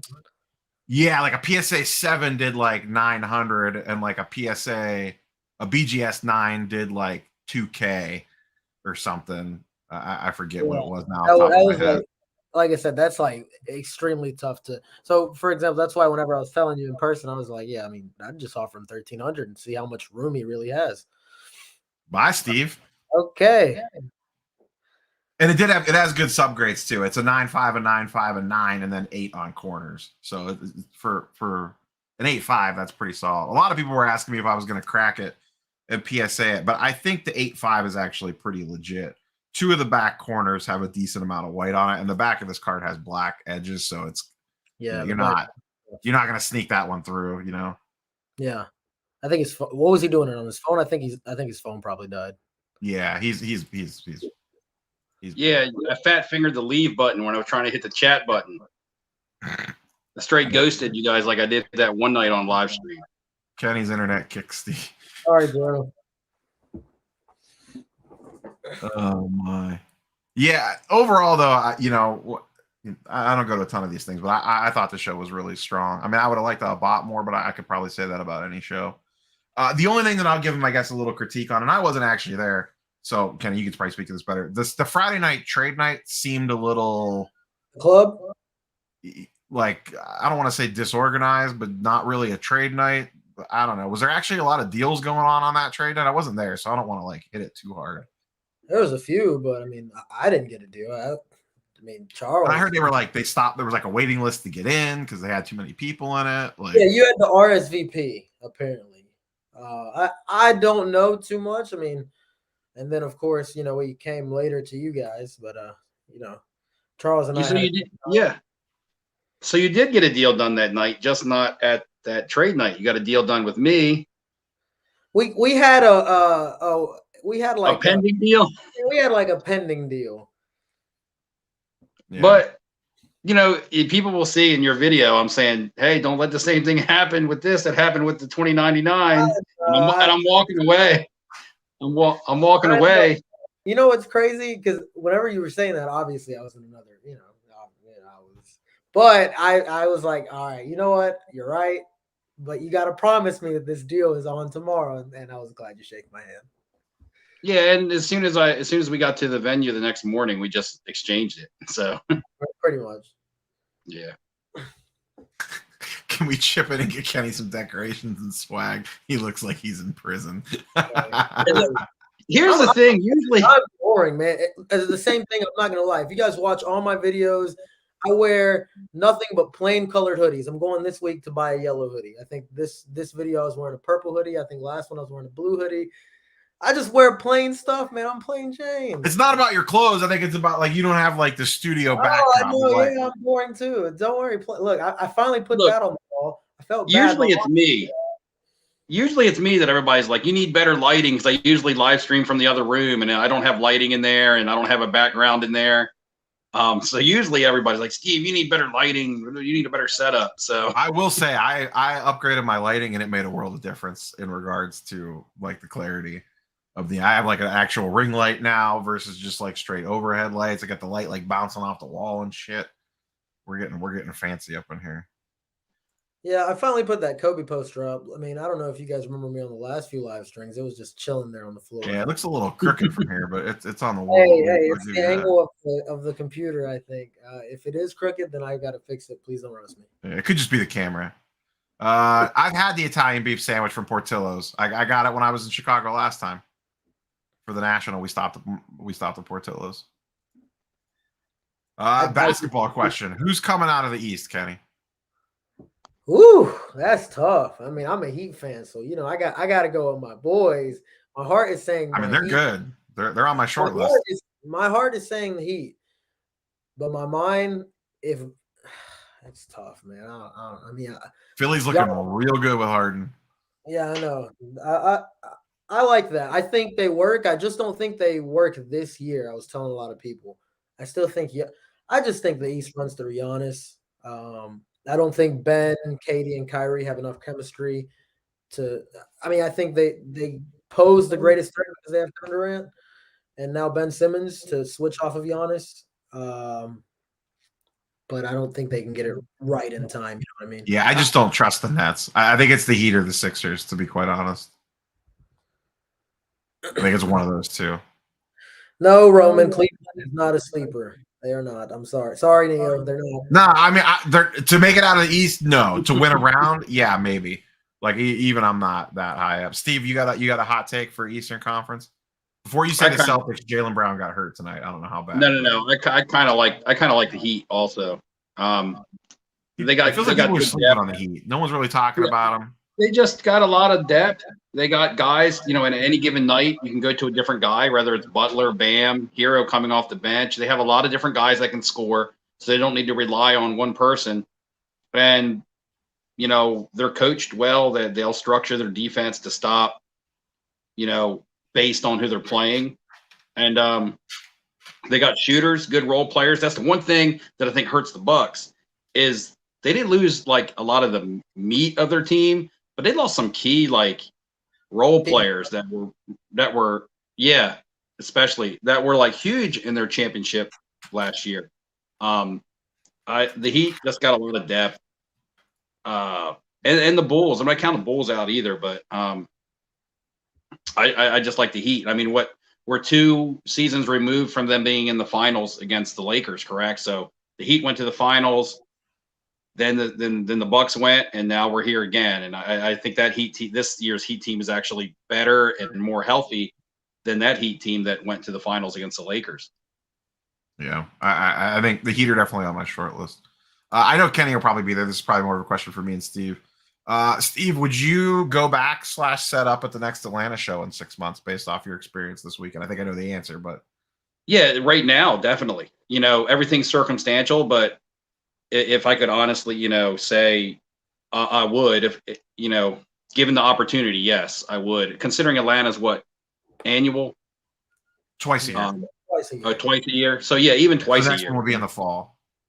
Yeah, because it was a really short flight. I didn't like the layout of the city. If you're from Atlanta, no offense, but it was just tough to get around. The Ubers were expensive. They were long rides, but I'd definitely go back, though.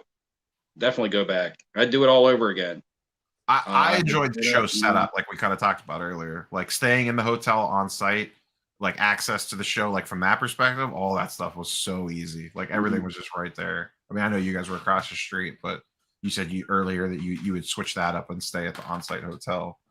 But I would 100% go back. If it worked out with my schedule and I could get like a decent flight again, like 100% I'd go back again. As long as it didn't conflict with something else. The Bleecker Trading guys are awesome. I met them for the first time officially on Saturday night.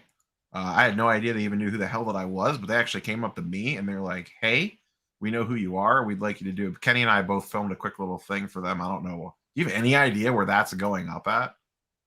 I got to talk me to neither. I've known Jake, actually. I met Jake at the National. He's shown a lot of hospitality. The Bleecker Trading team is a great team, so I have a lot of respect for them. Yeah, that's the first time I've ever met them formally. Like I said, he caught me. We were walking out of the restaurant heading over to trade night, and he walked up and he's like, "Hey, are you Neo Cards and Comics?" And I was like, "Yeah." And he's like, "Hey," and I recognized him. I just didn't know where from. As soon as I'm like, "I know you. I've seen you on videos before." And as soon as he introduced himself, I put 2 and 2 together. But yeah, they seem like really great people for my first time interacting with them. I would like to try to get up to their thing in New York City at some point in time. Yeah, definitely. I definitely want to go to New York sometime. Fall show would be interesting down there. Be football heavy, right? With I think the next one will be in September. They said it would be nice. I wish the Braves were home. I would have liked to check out a Braves game. Last time we were in Atlanta, the Braves were playing, so it actually was really cool because like it was towards the Battery, but the Braves game is right there, and that's where the tickets get sold and you walk through, so you can literally watch the Braves game outside, and then you can still hear the stadium roar and all that stuff. It's really cool. Yeah, that was a big appeal to me because I was very strongly considering going to the last Atlanta show. And the only reason that I didn't was the fact that it was a week before the National. I just didn't want to be like, well, let me drop a few $100 to travel to Atlanta when that is money that I could just spend on cards in Chicago. If the National wasn't a week after, I probably would have been at the last Atlanta show, to be quite honest. But I know Sam from Women of the Hobby, she was there on Saturday night and on the show floor on Sunday. She did a stadium tour on Saturday afternoon of the Braves Stadium, and then came the trade night. And then I think she was on the show floor Sunday morning for a while. CC2's trade night, I am strongly considering it LRJ cards. It's the same weekend as the Chicago show, and I was briefly considering going to the Chicago show, but this popped up tonight. The Card Collector 2 trade night is that Friday. I think it's that same weekend anyways. I need to double check calendars, but I will most likely try to go to that because I missed the last one. Who made the money between you three guys at the Atlanta show? Right down there. I'm not going to reveal any numbers. I'll let him do that, but right down there. Steve Crusher. I did not have a bad week. I sold watch about the video. Just watch the video. I mean, he made $1 million in my video. Yeah. That's what who said that? Oh, you said that. I did. You said Brian made $5 million. $5 million. I mean, I had like 3 really big sales. Is what counted for a lot. I had a lot of smaller sales. You hit it fast though Friday. I mean, because you sold that stuff to me right away. Then you sold that Iron Man PMG pretty quick on Friday. That was, and the Magic card sold right away on Friday. Yeah, the Magic Kareem right in a row. The 3 biggest cards I sold was the Magic Kareem auto that sold right away to Burbank Cards, the Kobe auto, and the Patrick Mahomes silver that I acquired in a trade. I saw you got that. That was a 7K card. So I acquired that in a trade. On IG. I didn't realize you flipped it already. I was so happy when I watched your video because those. Oh. I recorded this video earlier. It's coming out on Thursday, and the Card Ladder guys talked about this. There's been 19 sales of the Mahomes Silver Prism. Spoilers for my Thursday video. In the month of February. Mm-hmm. There's been 19 sales of that card. 16 of them were shilled. Over 7K. Yeah, the Mahomes Silver one, right? Yeah. I don't think that 7 to 7.5K comp is remotely a real number on that card. Yeah, not right now. I mean, I checked the sales on Terapeak too. They're not paid for. Yeah, none of those. There's one auction that looks legit that went for 5.9. Like one slipped through. Every single other sale, other than there was a best offer and one legit auction, which is probably someone just not realizing what was going on. But 16 of the 19 sales of the 2017 Mahomes Silver Prism in February were won by zero bidder or zero feedback winners. Yeah, I moved mine at like 67. So yeah, I was just happy when I saw your video today that you moved out. I'm like, oh God, I hope he didn't get into that card for over 7K. And then I saw you flipped it already, and I was like, whew. Yeah, I traded out 7K is a real number. I traded out of a couple cards that I wasn't able to move that I've tried to move probably over the last year, and I just strictly wanted it for liquidity. I didn't want it for the card. I just knew that that card moves a lot, so I was like, I won't have any trouble selling it. And I had it less than an hour before it moved. And then, the Kobe and the Magic, and the one big Marvel card that I sold was the Iron Man. But the Iron Man was probably the 4th or 5th highest price card that I sold. Sold a lot of cards higher than that one.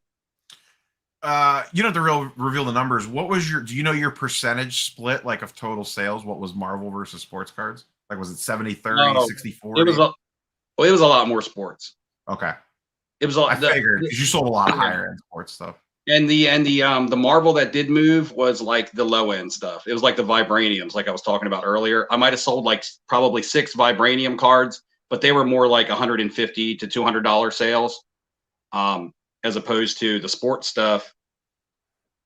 All my Jason Tatum stuff sold. My Jaylen Brown sold. So that was some modern stuff that sold. I thought autos, like 5 Larry Bird autos sold. The Magic auto sold. A Joe Namath patch sold. I mean, lots of sports stuff. I thought low end, and low end for someone is different for everyone. But I thought, let me rephrase this. I thought like sub $300 ultra modern basketball was moving really well. Mm-hmm. Like that lower entry level point, like, silver PSA 9s. Like I had those Mosaic PSA 10s or $100, $200 cards. Like I put that stuff out and they weren't in your showcase for very long. And they moved. It didn't seem like high end ultra modern basketball was moving, at least for us. Once again, small sample size.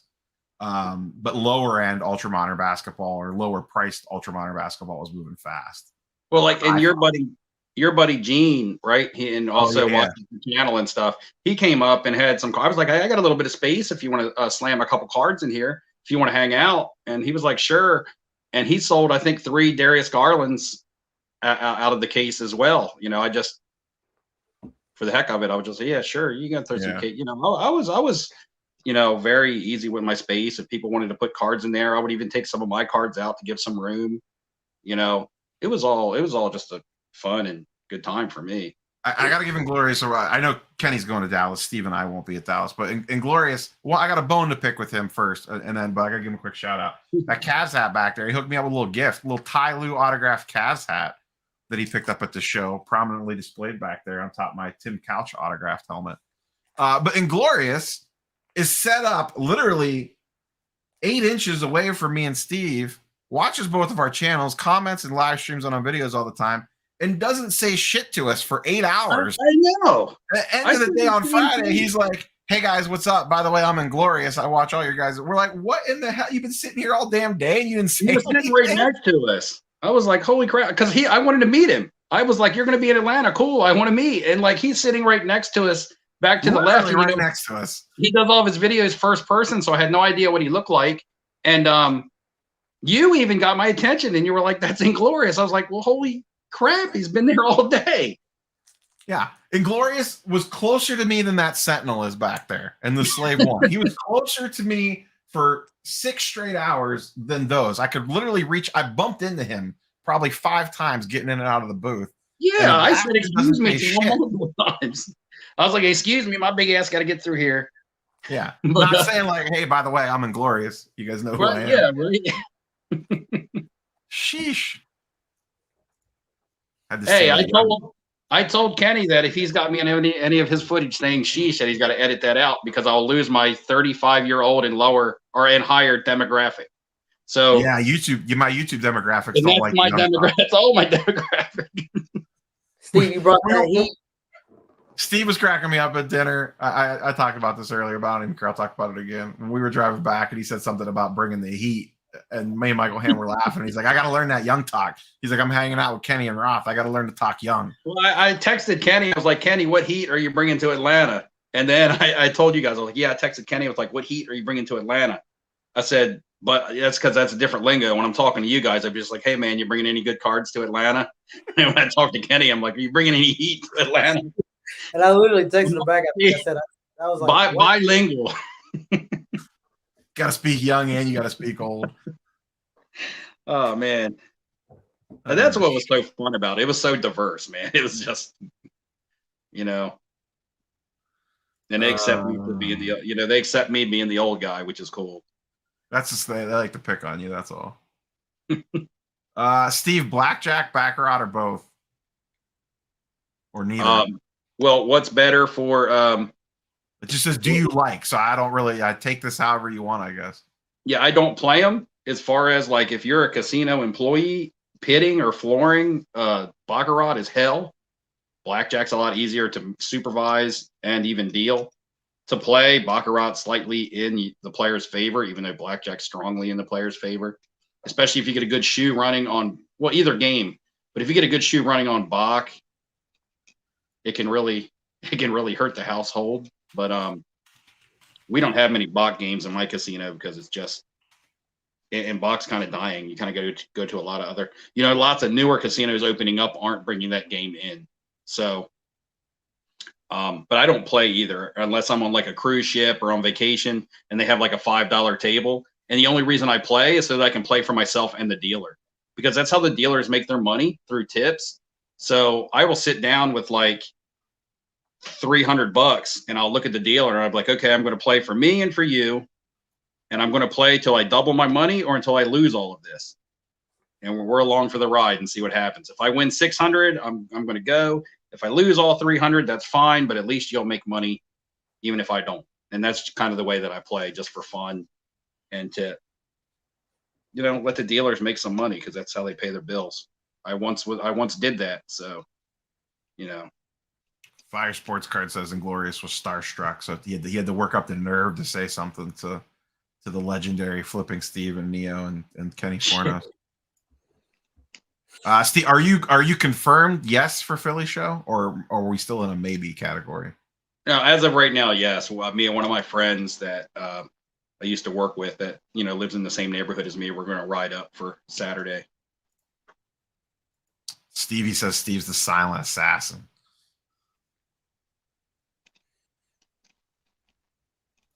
Did I check out the InvestiCard booth? Heard he had some good deals. Funnily enough, I was standing at a table and I was looking at a card and I looked next to me, and I forget the guy's name. The main guy from InvestiCard was standing right next to me looking at cards, and I just glanced at him. I was like, I'll just slide on over this way.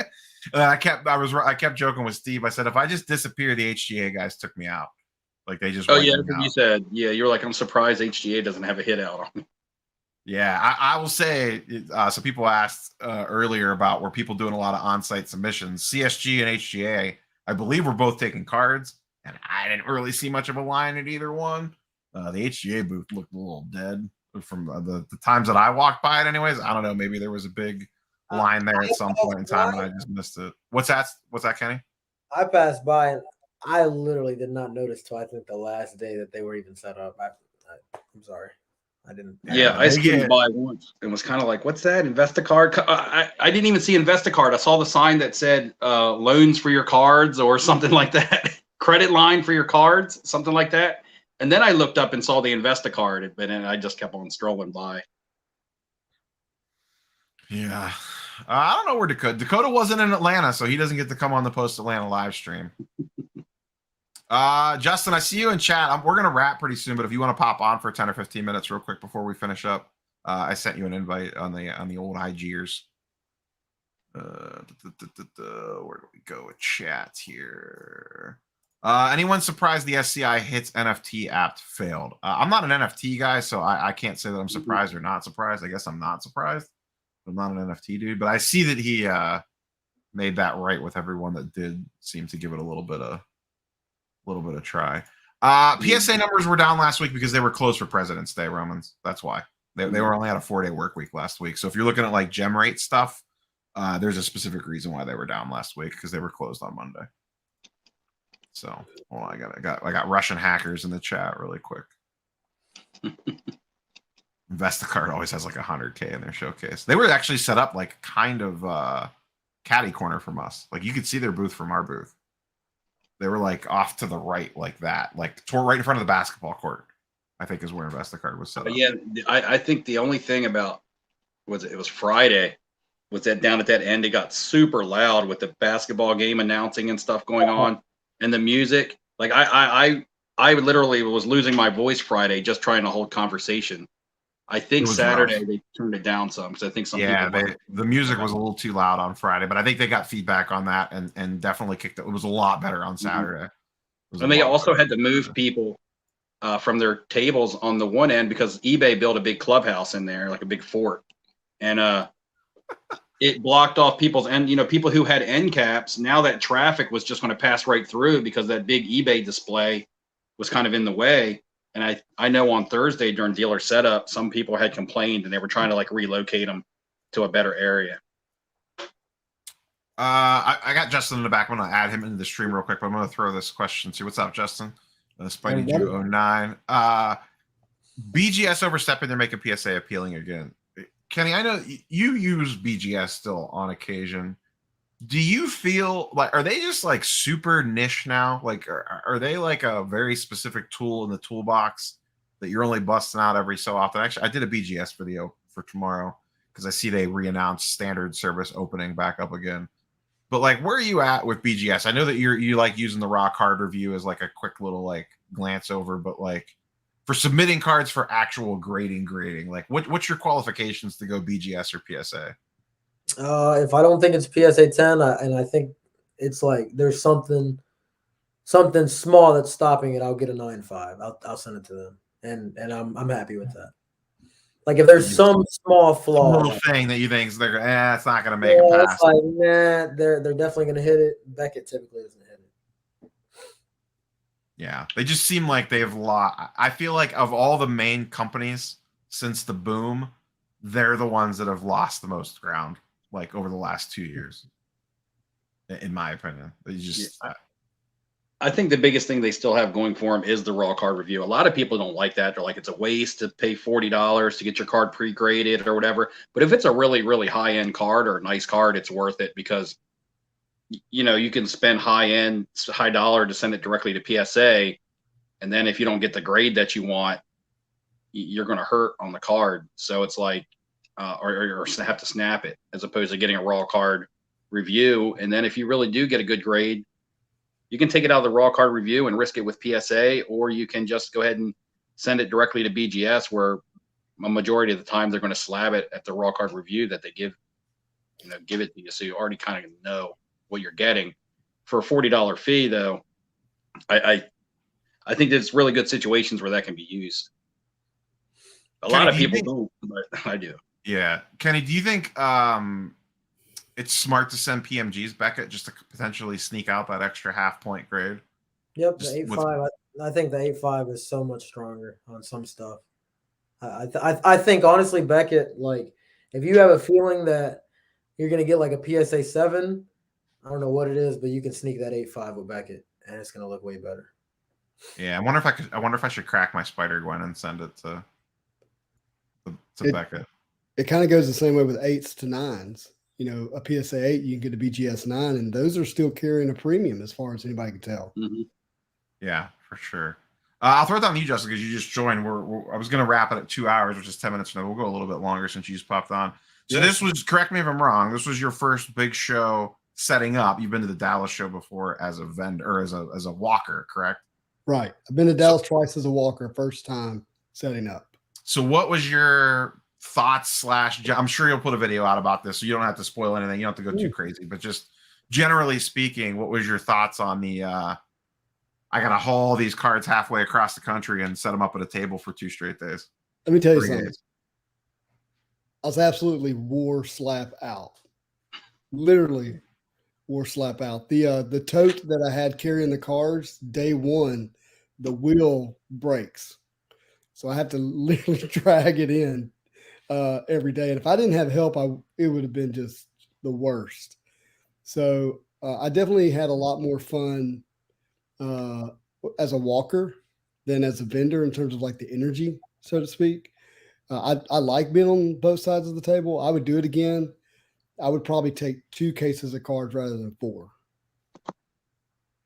Now, did you actually sell a lot of stuff? I didn't really get a chance to catch up with you. Like, did you move a decent amount of stuff? I sold about 8 cards. I sold 2 Moon Knight patterns, an Iron Man pattern, a Raw, Spider-Man Jambalaya, a 90MU, PSA 8, Spider-Man hologram, and a 90MU Captain America. Those are to some kids. Trying to think of what else. A silk PMG, which kind of broke my heart to let that red PMG go, but got $1,300 in trading cash for it. Oh, and 3 Deadpools, red Deadpool PMG, blue parallel, and a black parallel. Well, that's the stuff you sold the loot box. I saw that on I watched your day 1 video the other day. Yeah, you Marvel guys, you guys don't like to let stuff go. You're like, I kept comparing you guys to vintage sports card dealers. Like your price is your price. You don't give a shit about comps, and you really actually don't want to sell it. You just put it out. And that was a big mistake. I realized at the end of day 2 that having that eye candy that I didn't want to sell, you have a limited amount of time when somebody walks up to your table. Their clock's ticking to get around the room. And so if they're spending all that time looking at your eye candy, they don't really see the stuff you want to sell, and you miss an opportunity. Yeah, you definitely got to prioritize. You put one or two eye candy pieces out there, and then you gotta be if it's going in the case. My opinion is you got to be willing to let it go. Otherwise, why is it taking up case space? Yeah, I would, I would do that differently, but I wasn't going really to sell. I was really going to educate and have a good time and be with a bunch of you guys. And if I sold a couple of things, great. And that's what happened. I think I sold right around $5,000 worth of cards. So that was great. Cover the cost of the trip, make a little bit on the side, get some deals done. So from that, we talked about this at the very beginning of the live stream. We actually opened when Kenny and Steve jumped on talking about Marvel.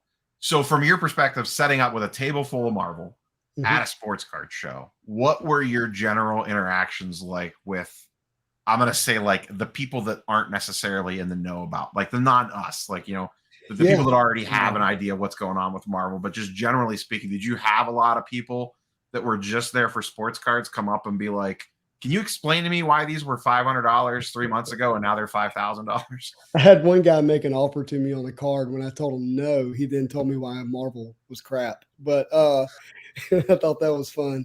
But the biggest thing I took away was the gap between the entry level cost for some of your high end inserts and the education is too far. The people, they're kind of paralyzed because they don't really understand it. And so it's hard to make that jump into, those hundreds of dollars and even thousands of dollar cards. So there's still a lot of education that needs to happen. Yeah, Steve was saying, Steve, correct me if I'm wrong, you said earlier that you sold a lot of vibraniums as kind of like a gateway drug, for lack of a better term, because it's an entry level point. Sports cards people can relate to vibraniums, I think, fairly easily, and they're more reasonably priced for an entry level. Is that kind of what you saw, Steve, having both in the case?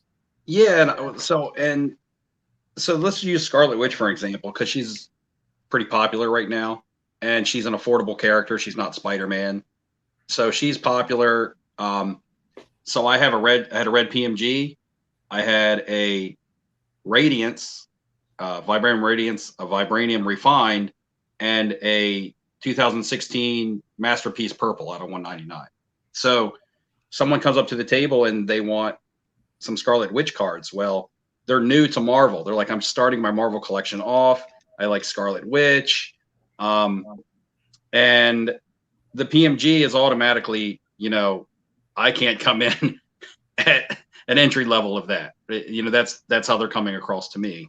And even a Radiance now numbered out of 50. However, they did purchase the Refined because they loved the looks of it, being a sports card person. And then I told them about the Masterpiece and how the entire set was numbered out in 1999. This was a purple numbered out of 199, so it does have some rarity to it, but it's still a very affordable card. And they actually bought that one off me as well. So I sold a Masterpiece to someone from the sports card market, which is tough to do, I believe, right now, and a Refined, which isn't as so much tough to do because people are relating to that card. But again, they were two like nice entry level cards of a character that somebody wanted to start collecting. And I think Vibranium is the perfect on-ramp for new people. Marvel Masterpieces, I have some appreciation for like that 2016 set now, but it is confusing as all hell because there's like 8 different versions of every card. Some are numbered, some aren't numbered, some are short printed. There's achievements. 2016 Marvel Masterpieces is definitely a little overwhelming, and Justin can correct me if I'm wrong. I believe 2020 is even more confusing, isn't it? Yeah, it just has to do with the achievements primarily. Once you understand how the set's constructed, it's similar 16, 18, and 2020, but it's the achievements that get most people. Yeah. And Steve talked about earlier, he sold his Black Suit Spider-Man achievement from 2017 to a sports card dealer, but there was a lot of education piece on that. And that's what I saw at our table was a lot of people coming up being like, I kind of understand why Marvel's popular, but I also don't understand why these cards are like $3,000 now. There was a lot of that going on. And you were standing right there, Neo, when I did that whole thing with him. He was asking you, he's like, this card achievement card? Yeah, because I'm not sure what it is. But sales pitch on that one. Yeah, well, he was like, I love this card. I'm not sure what it is. I don't know what comps are. I explained it a little bit to him. And then he was just like, I don't even care. I just want this card because this card looks awesome. He was like, Right. "What's So your price?" I don't even that guy care. messaged me today and said he's officially hooked. So it's the same guy. He messaged me asking me if I had any more Marvel cards as well. Yeah. So No, he didn't ask me for any. He just sent me a single message oh, that said, "Hey, I'm hooked on Marvel," and that was it. oh, okay. He sent me a message asking me if I had any more items that I was looking to sell.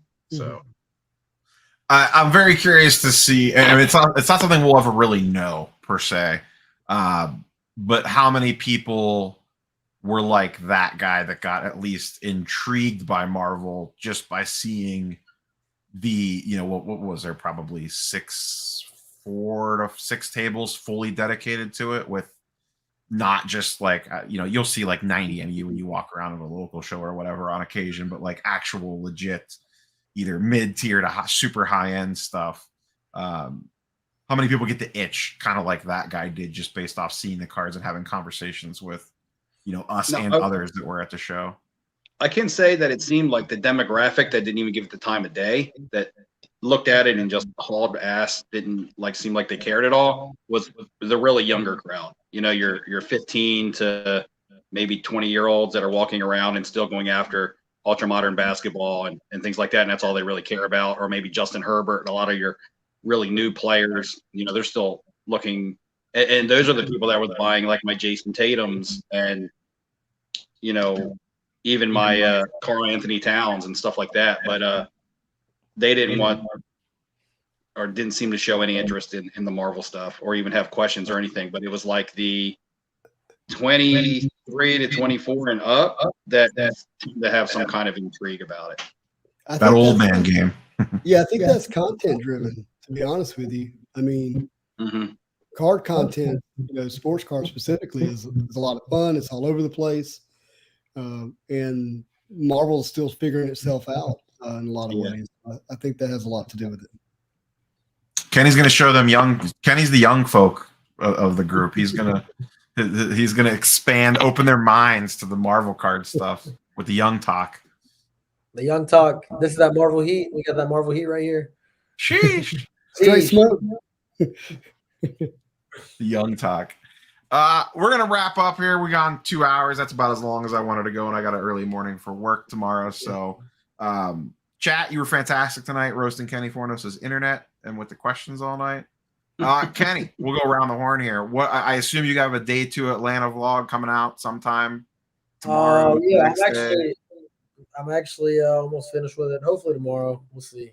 I got day 3 still, and then I still got recaps, day in the life stuff, like just a lot of content. At the end show of the day, pickups, what you bought inside. I understand. And then you'll be in Dallas this weekend, wheeling and dealing, right? Yeah, hopefully wheeling and dealing. He said hopefully Wheeling and dealing.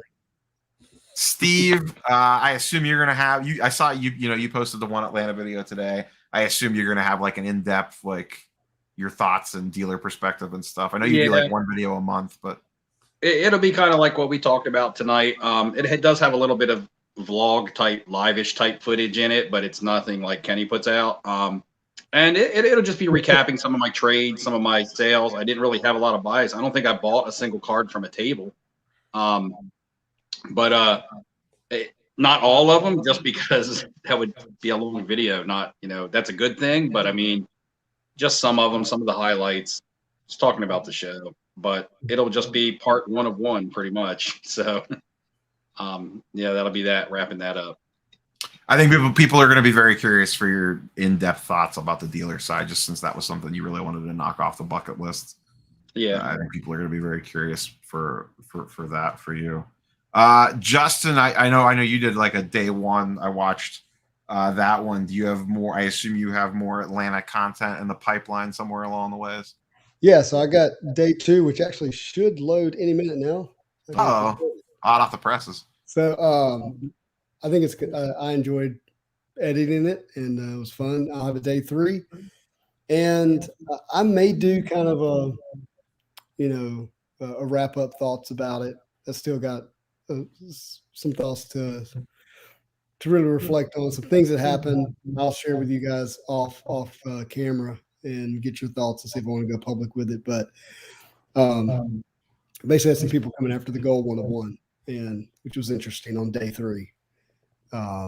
But then on Thursday, I've got a big interview that I'm really excited about with the head of marketing for Marvel Legends, who I've been trying to get on the channel for over a year, who hit me up to talk Marvel cards. So it was Marvel cards that got me the interview with the Marvel Legends guys. So that's going to be fun. Just opening doors. Yeah. Marvel cards open doors. Couldn't get him to talk to me about Marvel Legends, but now we're doing this. So I'm really excited about that. That's going to be a lot of fun. And then we'll see what happens after that. Sweet. For me, tomorrow, a video about Beckett. Thursday, a video about shield building. And then I have no idea what Friday's video is yet. Ask me Thursday night when I record it. This is how we roll out here. And of course, at the end of the stream, I'm not messing with you at all, Kenny. This is the clearest your camera has looked all night, and I'm not even messing around with you. You look great, man. You look coming in pretty good over there. No, I'm the fuzzy one. Marvel guy hit you with that microfiber, and you're looking clean now. Yeah, man, we just waxed on, waxed off. Yeah, there you go. You must have been like downloading some stuff or something on the back end. Oh, that's probably what it was. I'm actually there's some footage that is. Were you uploading a video or something, or? There's footage actually being downloaded to the computer. I bet you that's exactly because I'm telling right now you're crystal clear. This is the best you looked all night. You haven't looked this good since Saturday night in Atlanta. All right, boys. We'll catch you guys and girls later. Peace. Bye, everybody. I almost did.